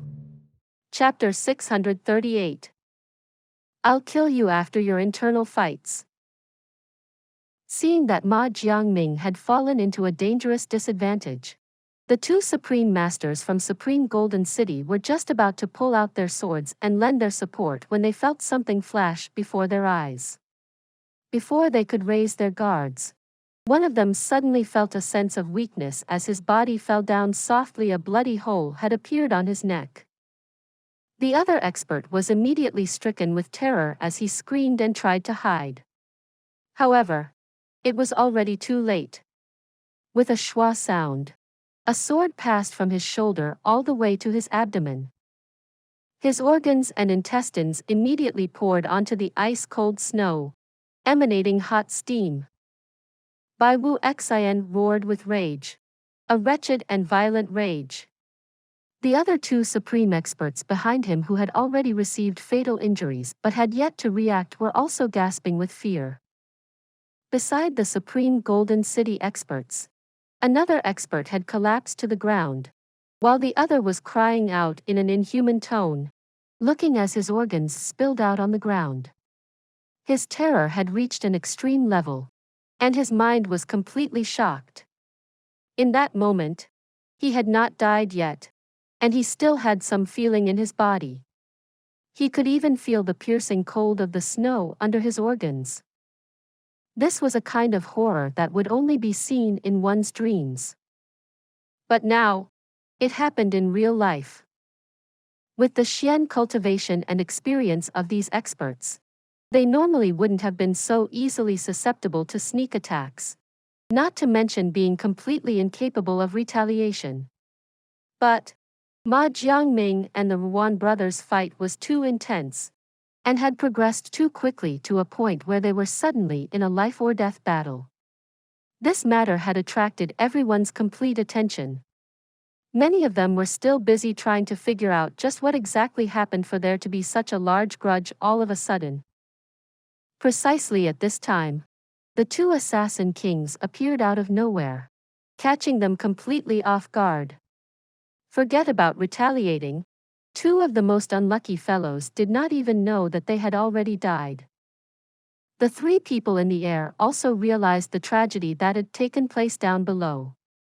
Their hearts were also rent with shock and anxiousness at this point. However, they were unable to stop now. This was the most critical point of their clash, and even if they wanted to stop, it had already passed the point of no return. A loud hong rang out, filling the skies. The all-out attacks of three superior supremes exploded together in the air. Three savage roars sounded, and three shadows abruptly flew outward in different directions, coughing out large mouthfuls of blood. The three could not avoid suffering heavy injuries.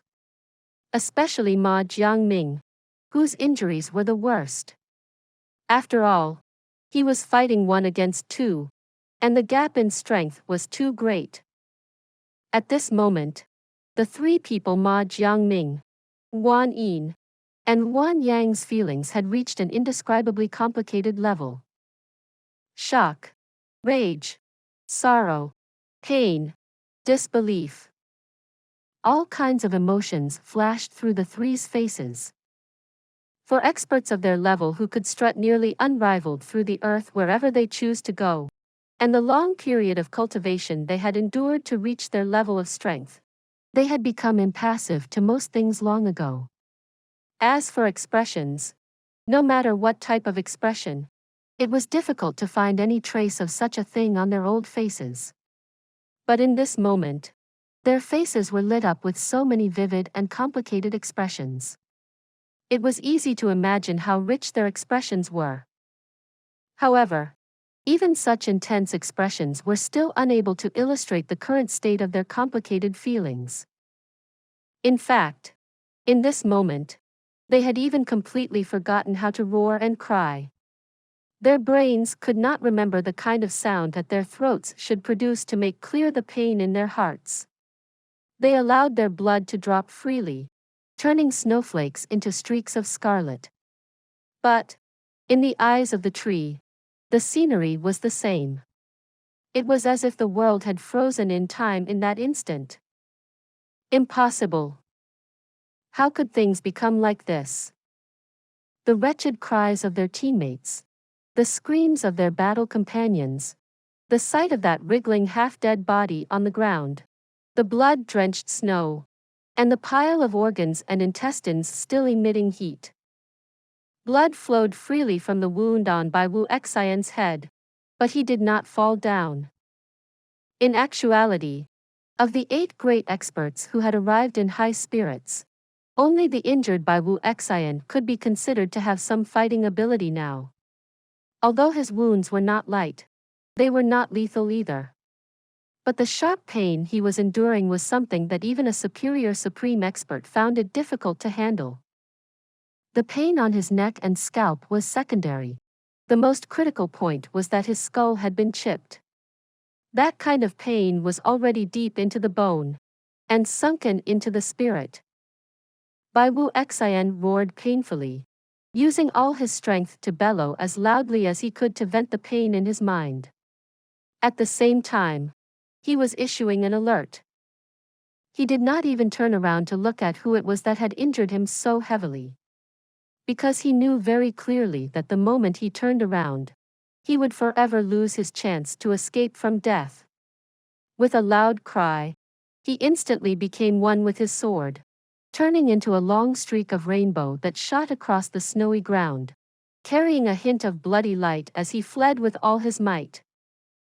In that moment, Bai Wu Xian's speed had practically reached the peak level of this world. In just a flash, his figure had already disappeared from the peripheries of everyone. This kind of immense speed that pushed all the potential of the human body to its utmost limit was something that even Mei Shuayan would only be able to watch on as the dust from his heels kicked into her face. One with the sword was an immensely powerful killing technique in its own rights. But from ancient times to date, Bai Wu Xian was probably the first and only person who used it for escaping. He could also be counted as having put his name down in the river of history. While Bai Wu Xian's shadow completely disappeared from view, Jun Moxie still had not shown himself. Up in the air, the long and shrill cry still reverberated loudly. In fact, it seemed to be growing louder still. Outside the mountain gorge, the sounds of more whistles rang out in response.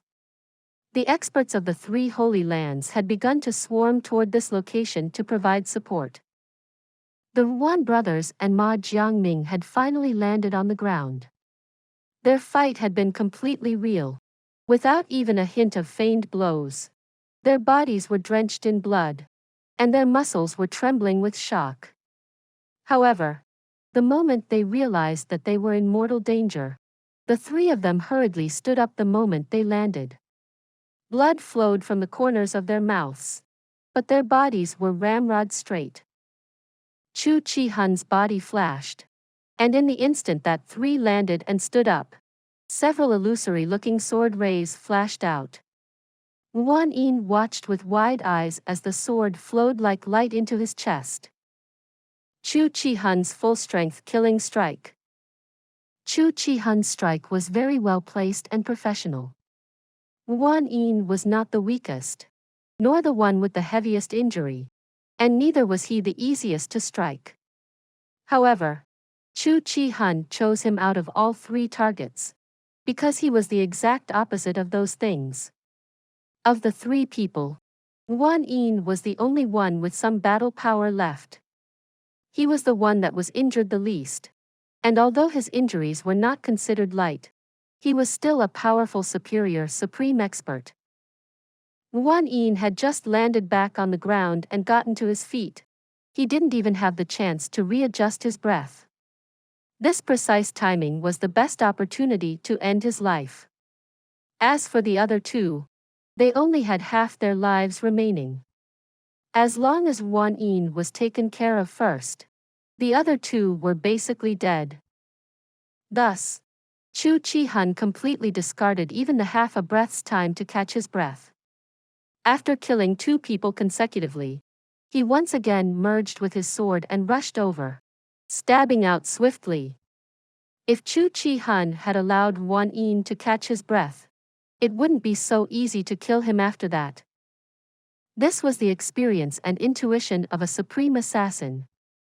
This sword did not leave any inch of mercy. As Chu Chi-hun had calculated, after that intense fight, and the unexpected changes on the ground, Wan Yin would indeed be unable to avoid this deadly strike. He was barely able to stabilize himself and had not even taken a breath before the snowy sword ray was embedded in his chest. As soon as the sword stabbed into his body, the rampaging sword chi tore unbridled through his body. The immense momentum even sent his body blasting backwards. Wan Yin did not let down the name of a superior supreme. He knew that he was dead without a doubt, and he roared savagely, his voice reverberating in all directions. His two hands blasted out with all his might, expending every single bit of his strength to deal Chu Chi-hun 4 palm strikes. 4 palm strikes was all he could do. Because in the next instant, his entire body was directly torn apart by Chu Chi-hun's sword chi, turning into blood paste and eternally disappearing from the world. Chu Chi-hun spat out a mouthful of fresh blood. The final strikes of a superior supreme expert were not so easy to handle. He tumbled through the air repeatedly. And even Autumn Du Invincible sword flew out of his hand.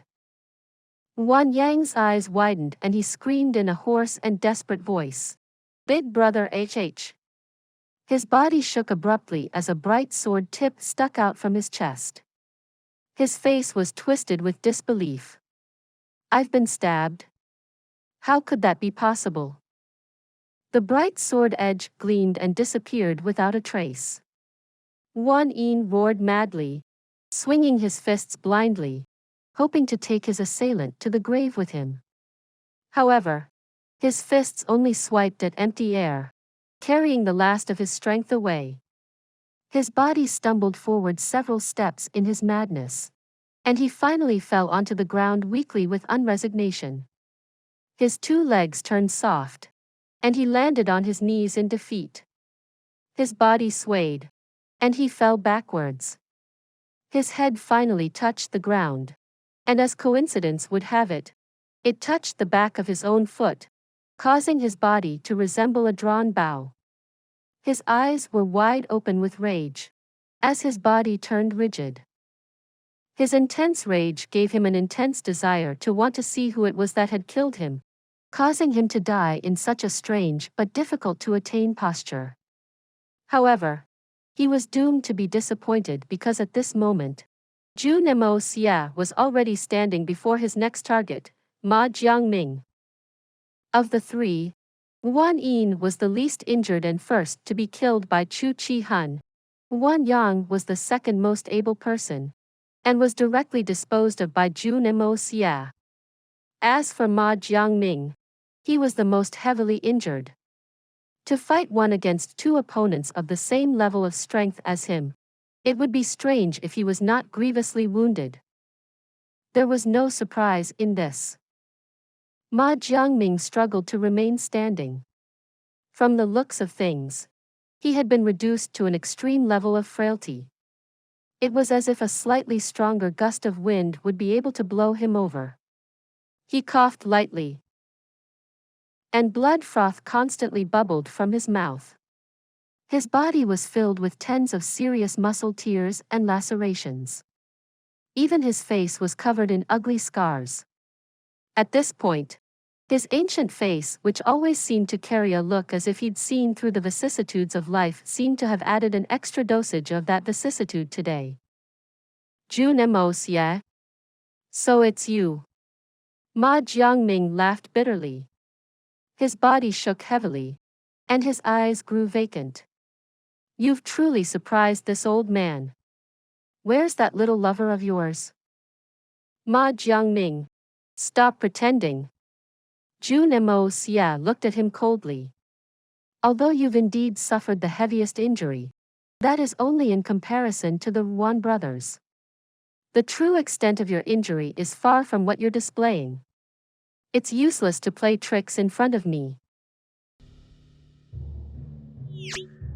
Please subscribe to this channel so that we are more enthusiastic in providing the best video for you. Chapter 639. There's nothing underneath? You're lucky. Ma Jiangming's resentful face was purple and appeared even more horrible. If it hadn't been for those two stupid bastards and their sudden craze, how could you have succeeded easily? What a coincidence. It's God's will that I had to join the two bastards. But at least I live longer than them. That's my win. God's will? Huh. I have to admire your stupidity. You don't know how you died till your death. Do you think you won the brothers? Idiot. Jun Moxie laughed and held up the sword. Die. I'm not interested in talking with you. Are you the one who did it? Ma Jiangming suddenly stared at him and his expression gradually turned from surprise to malice. It's you. Die. You little brat. He yelped and suddenly flew up. With a flash of silver in the sky, a flash of violet lightning pierced down. It was quite forceful. Jun Moxie snorted and moved slightly, unexpectedly disappearing. His body appeared again, and he was now behind Ma Jiangming. Jun Moxie pierced backwards. Ma Jiangming's body suddenly jumped up, but it seemed too close to dodge. Although he barely avoided getting a fatal blow on his back, he was stabbed into the crotch by the sword that slid past his legs. Speaking of it, Jun Moxie did not expect this sword fight to be so easy to win. He had already prepared several tactics for later use. He was ready to respond to the situation at any time.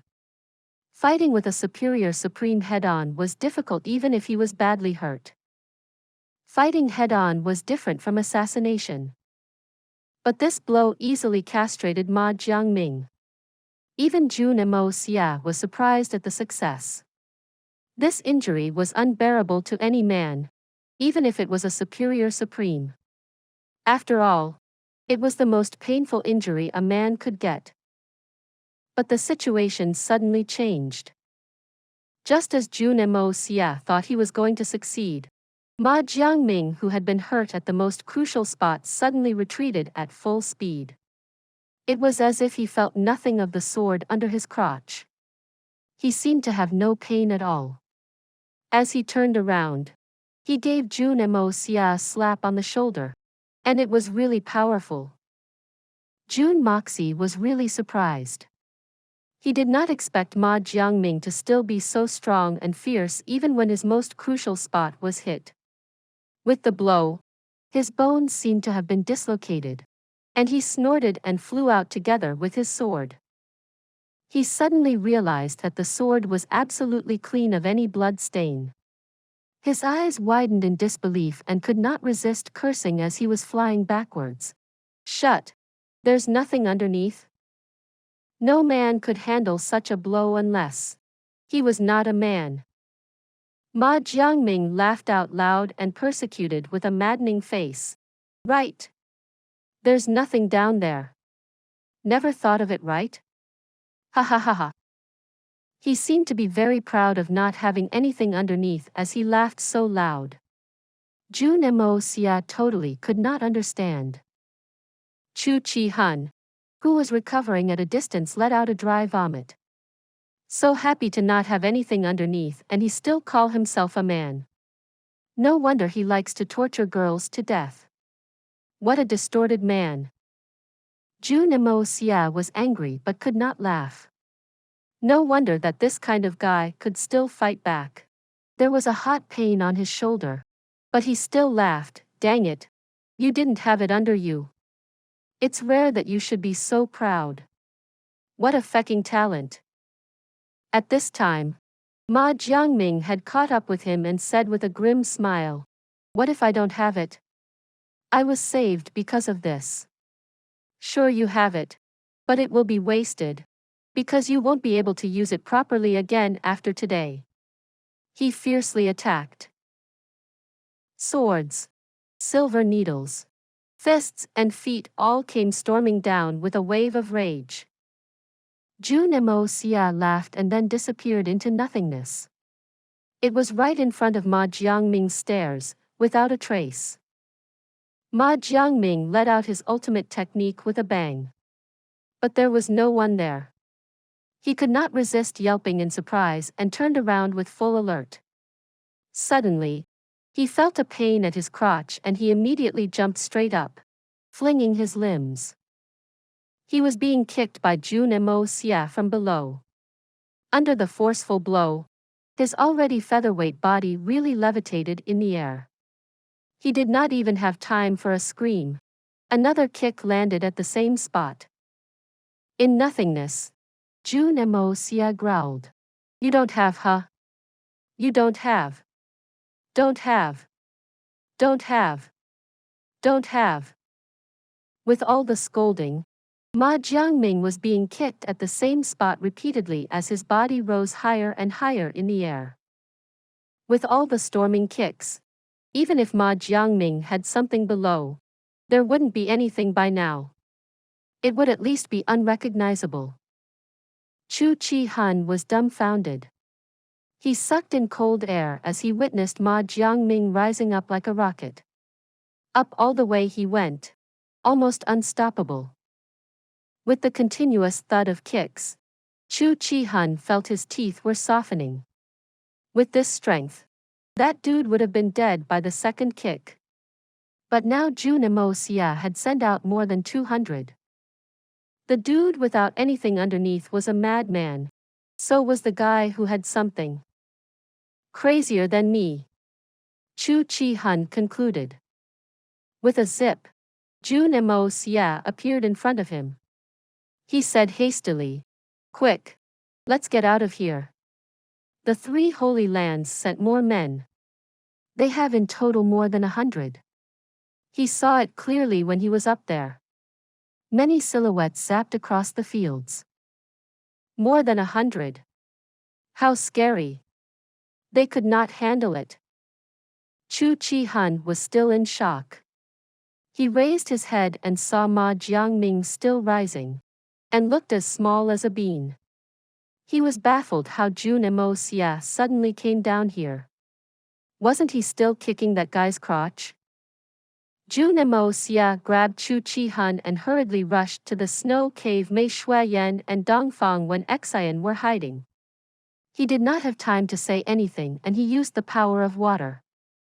Snow, formed from water, was still a form of water. The snow below the four of them suddenly levitated and carried them up on the solid ground. As they stepped onto the solid ground, before Chu Chi-hun could express his amazement, Jun Moxie pushed his palm down and spread his palms. Chu Chi-hun suddenly felt that he began falling down an endless hole. Wow!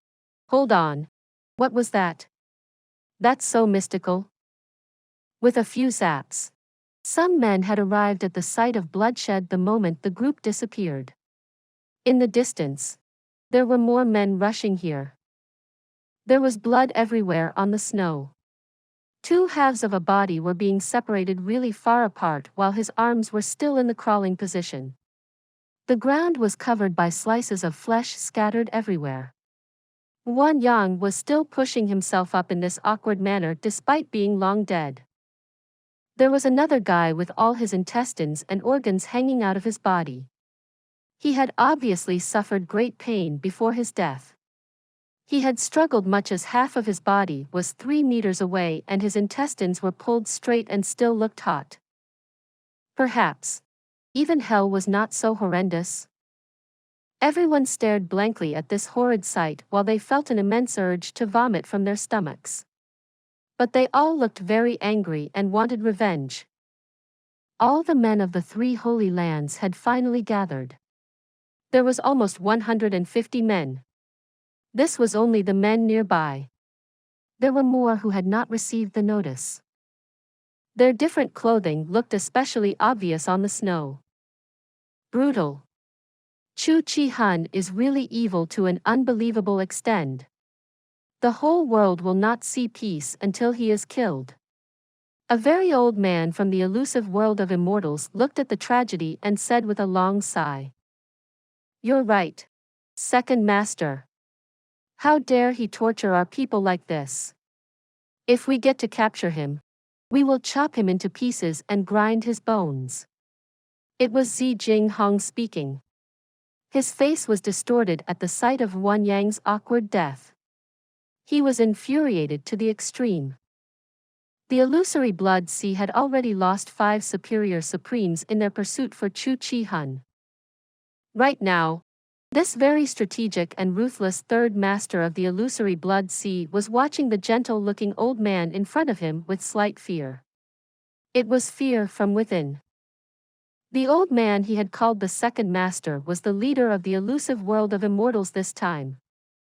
Obviously, the elusive world of immortals was also mad.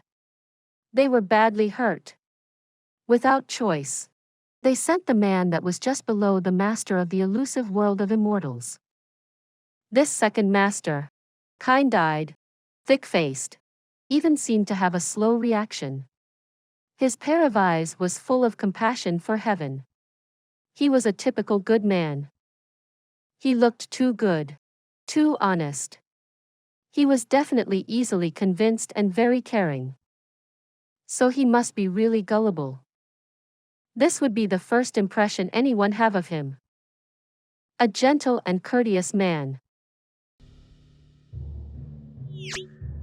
Please subscribe to this channel so that we are more enthusiastic in providing the best video for you.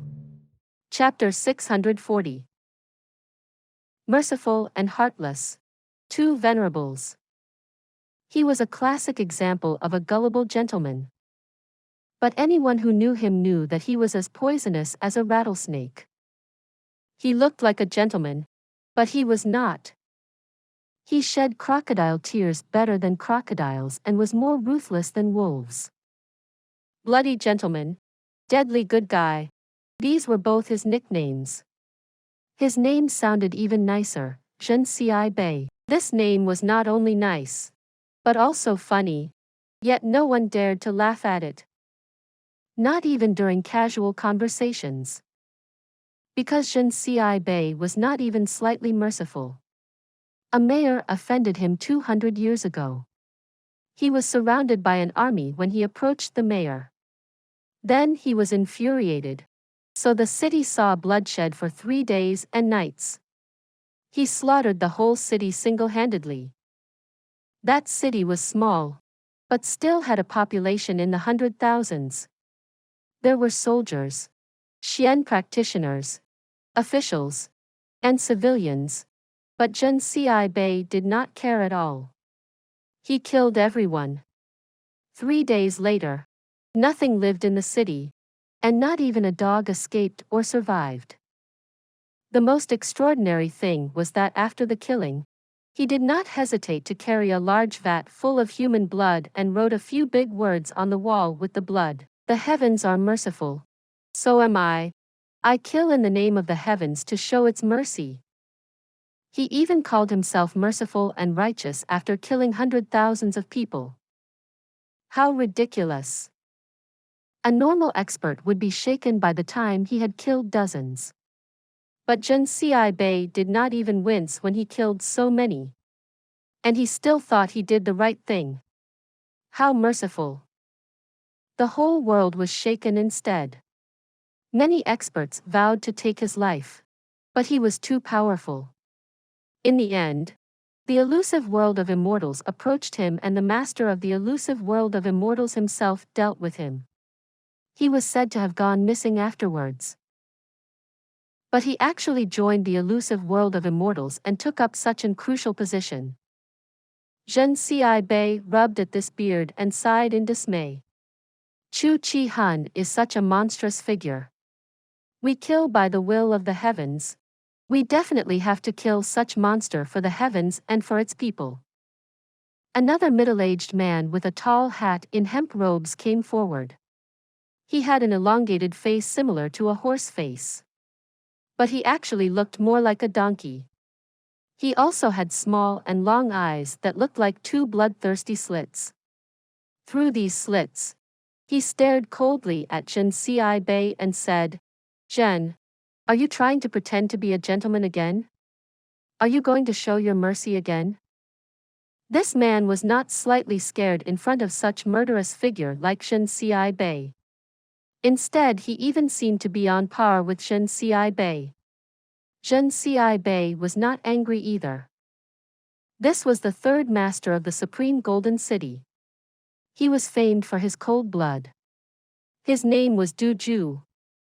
This was a cool name. And its owner was really a cold blood. He was so to his enemy, but also himself. Legend had that when he was tired practicing, he once pierced his own thighs with his sword to push on. Someone that was so cold to even himself, his way of dealing with others was apparent. Du Ju and Jun Xie were real experts. They were venerables. The merciful venerable Jun Xie and the heartless venerable Du Ju. Whoever met Jun Xie would be shown mercy. Whoever met Du Ju marked the dead end of their life. Gentlemen will do whatever they say. So how can you say I am pretending? When the world begs for mercy, we will follow the will of the heavens and give peace back to this world again, Jun Xie said with a sympathetic and solemn voice. With his white hair and beard, he looked very authoritative. But his words sent shivers down everybody's spines. At this moment, there was a sound of wind and a blurry figure came dropping down from the sky like a meteor. It was fast like lightning. Du Ju glared at it and yelled at it. He did not move but levitated up. He went head-on and sent out his palm. Without a wince, he gave that meteor a few palms. And all of them hit the target. The object immediately blew up into pieces. Bravo! Venerable Du is really good. What a nice hand. Many licked his boots. But as Du Ju came down, his face was really red. There was anger, but more gloom. With a thud, a ball-like skull hit the snow meadow and bounced up. It rolled around and finally faced upward. His eyes were open and his skull was skinny. His face looked really old. It's Ma Jiangming. How did he get so high up in the sky that he only came down after so long? The men from the Supreme Golden City exclaimed with great confusion. This guy who was literally dissected by their third master was their ally. But that was all they said. They did not dare to speak any more. Everyone put on an awkward face, because Du Ju looked really depressed. His face seemed to have been pulled even longer and he was coated with killer intentions. It was supposed to be a cool move and it took him a lot of strength. He wanted to show off before his men, but in the end he chopped his own ally into pieces. That was really awkward. Ha ha ha. What a nice palm chop from you, Venerable Du. With a wave of your hand and you chopped him into a dozen pieces.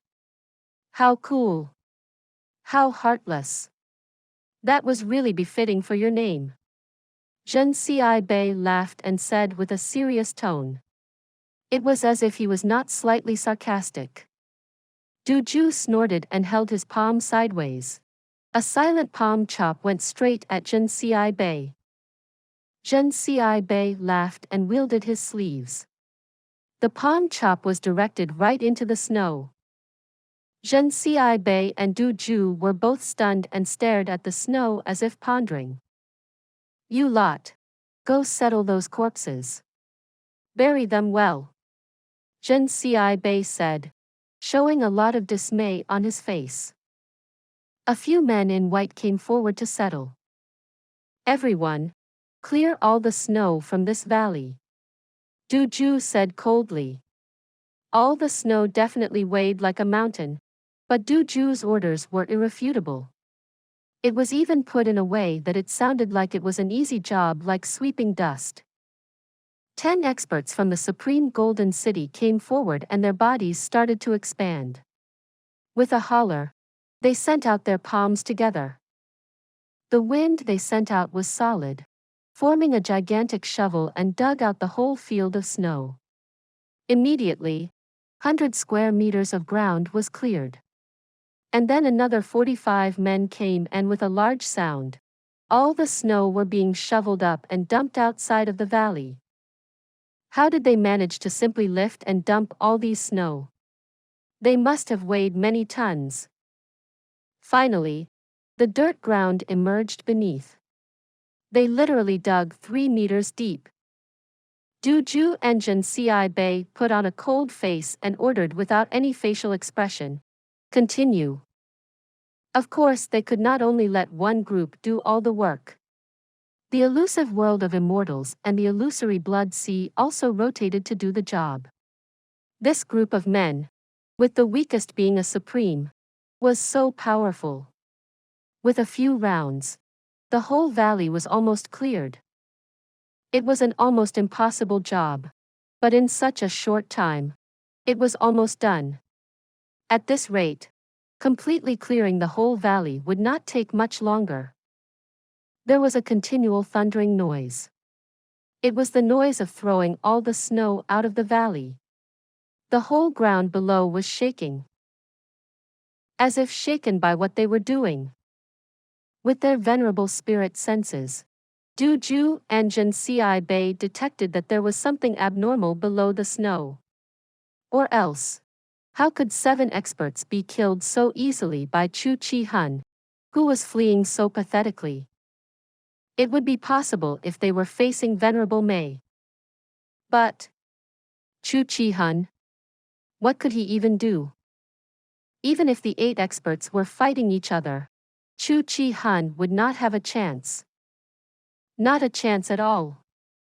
Looking at all the snow removal work, Jun Xie said without even turning his head, Bai Wu Xin.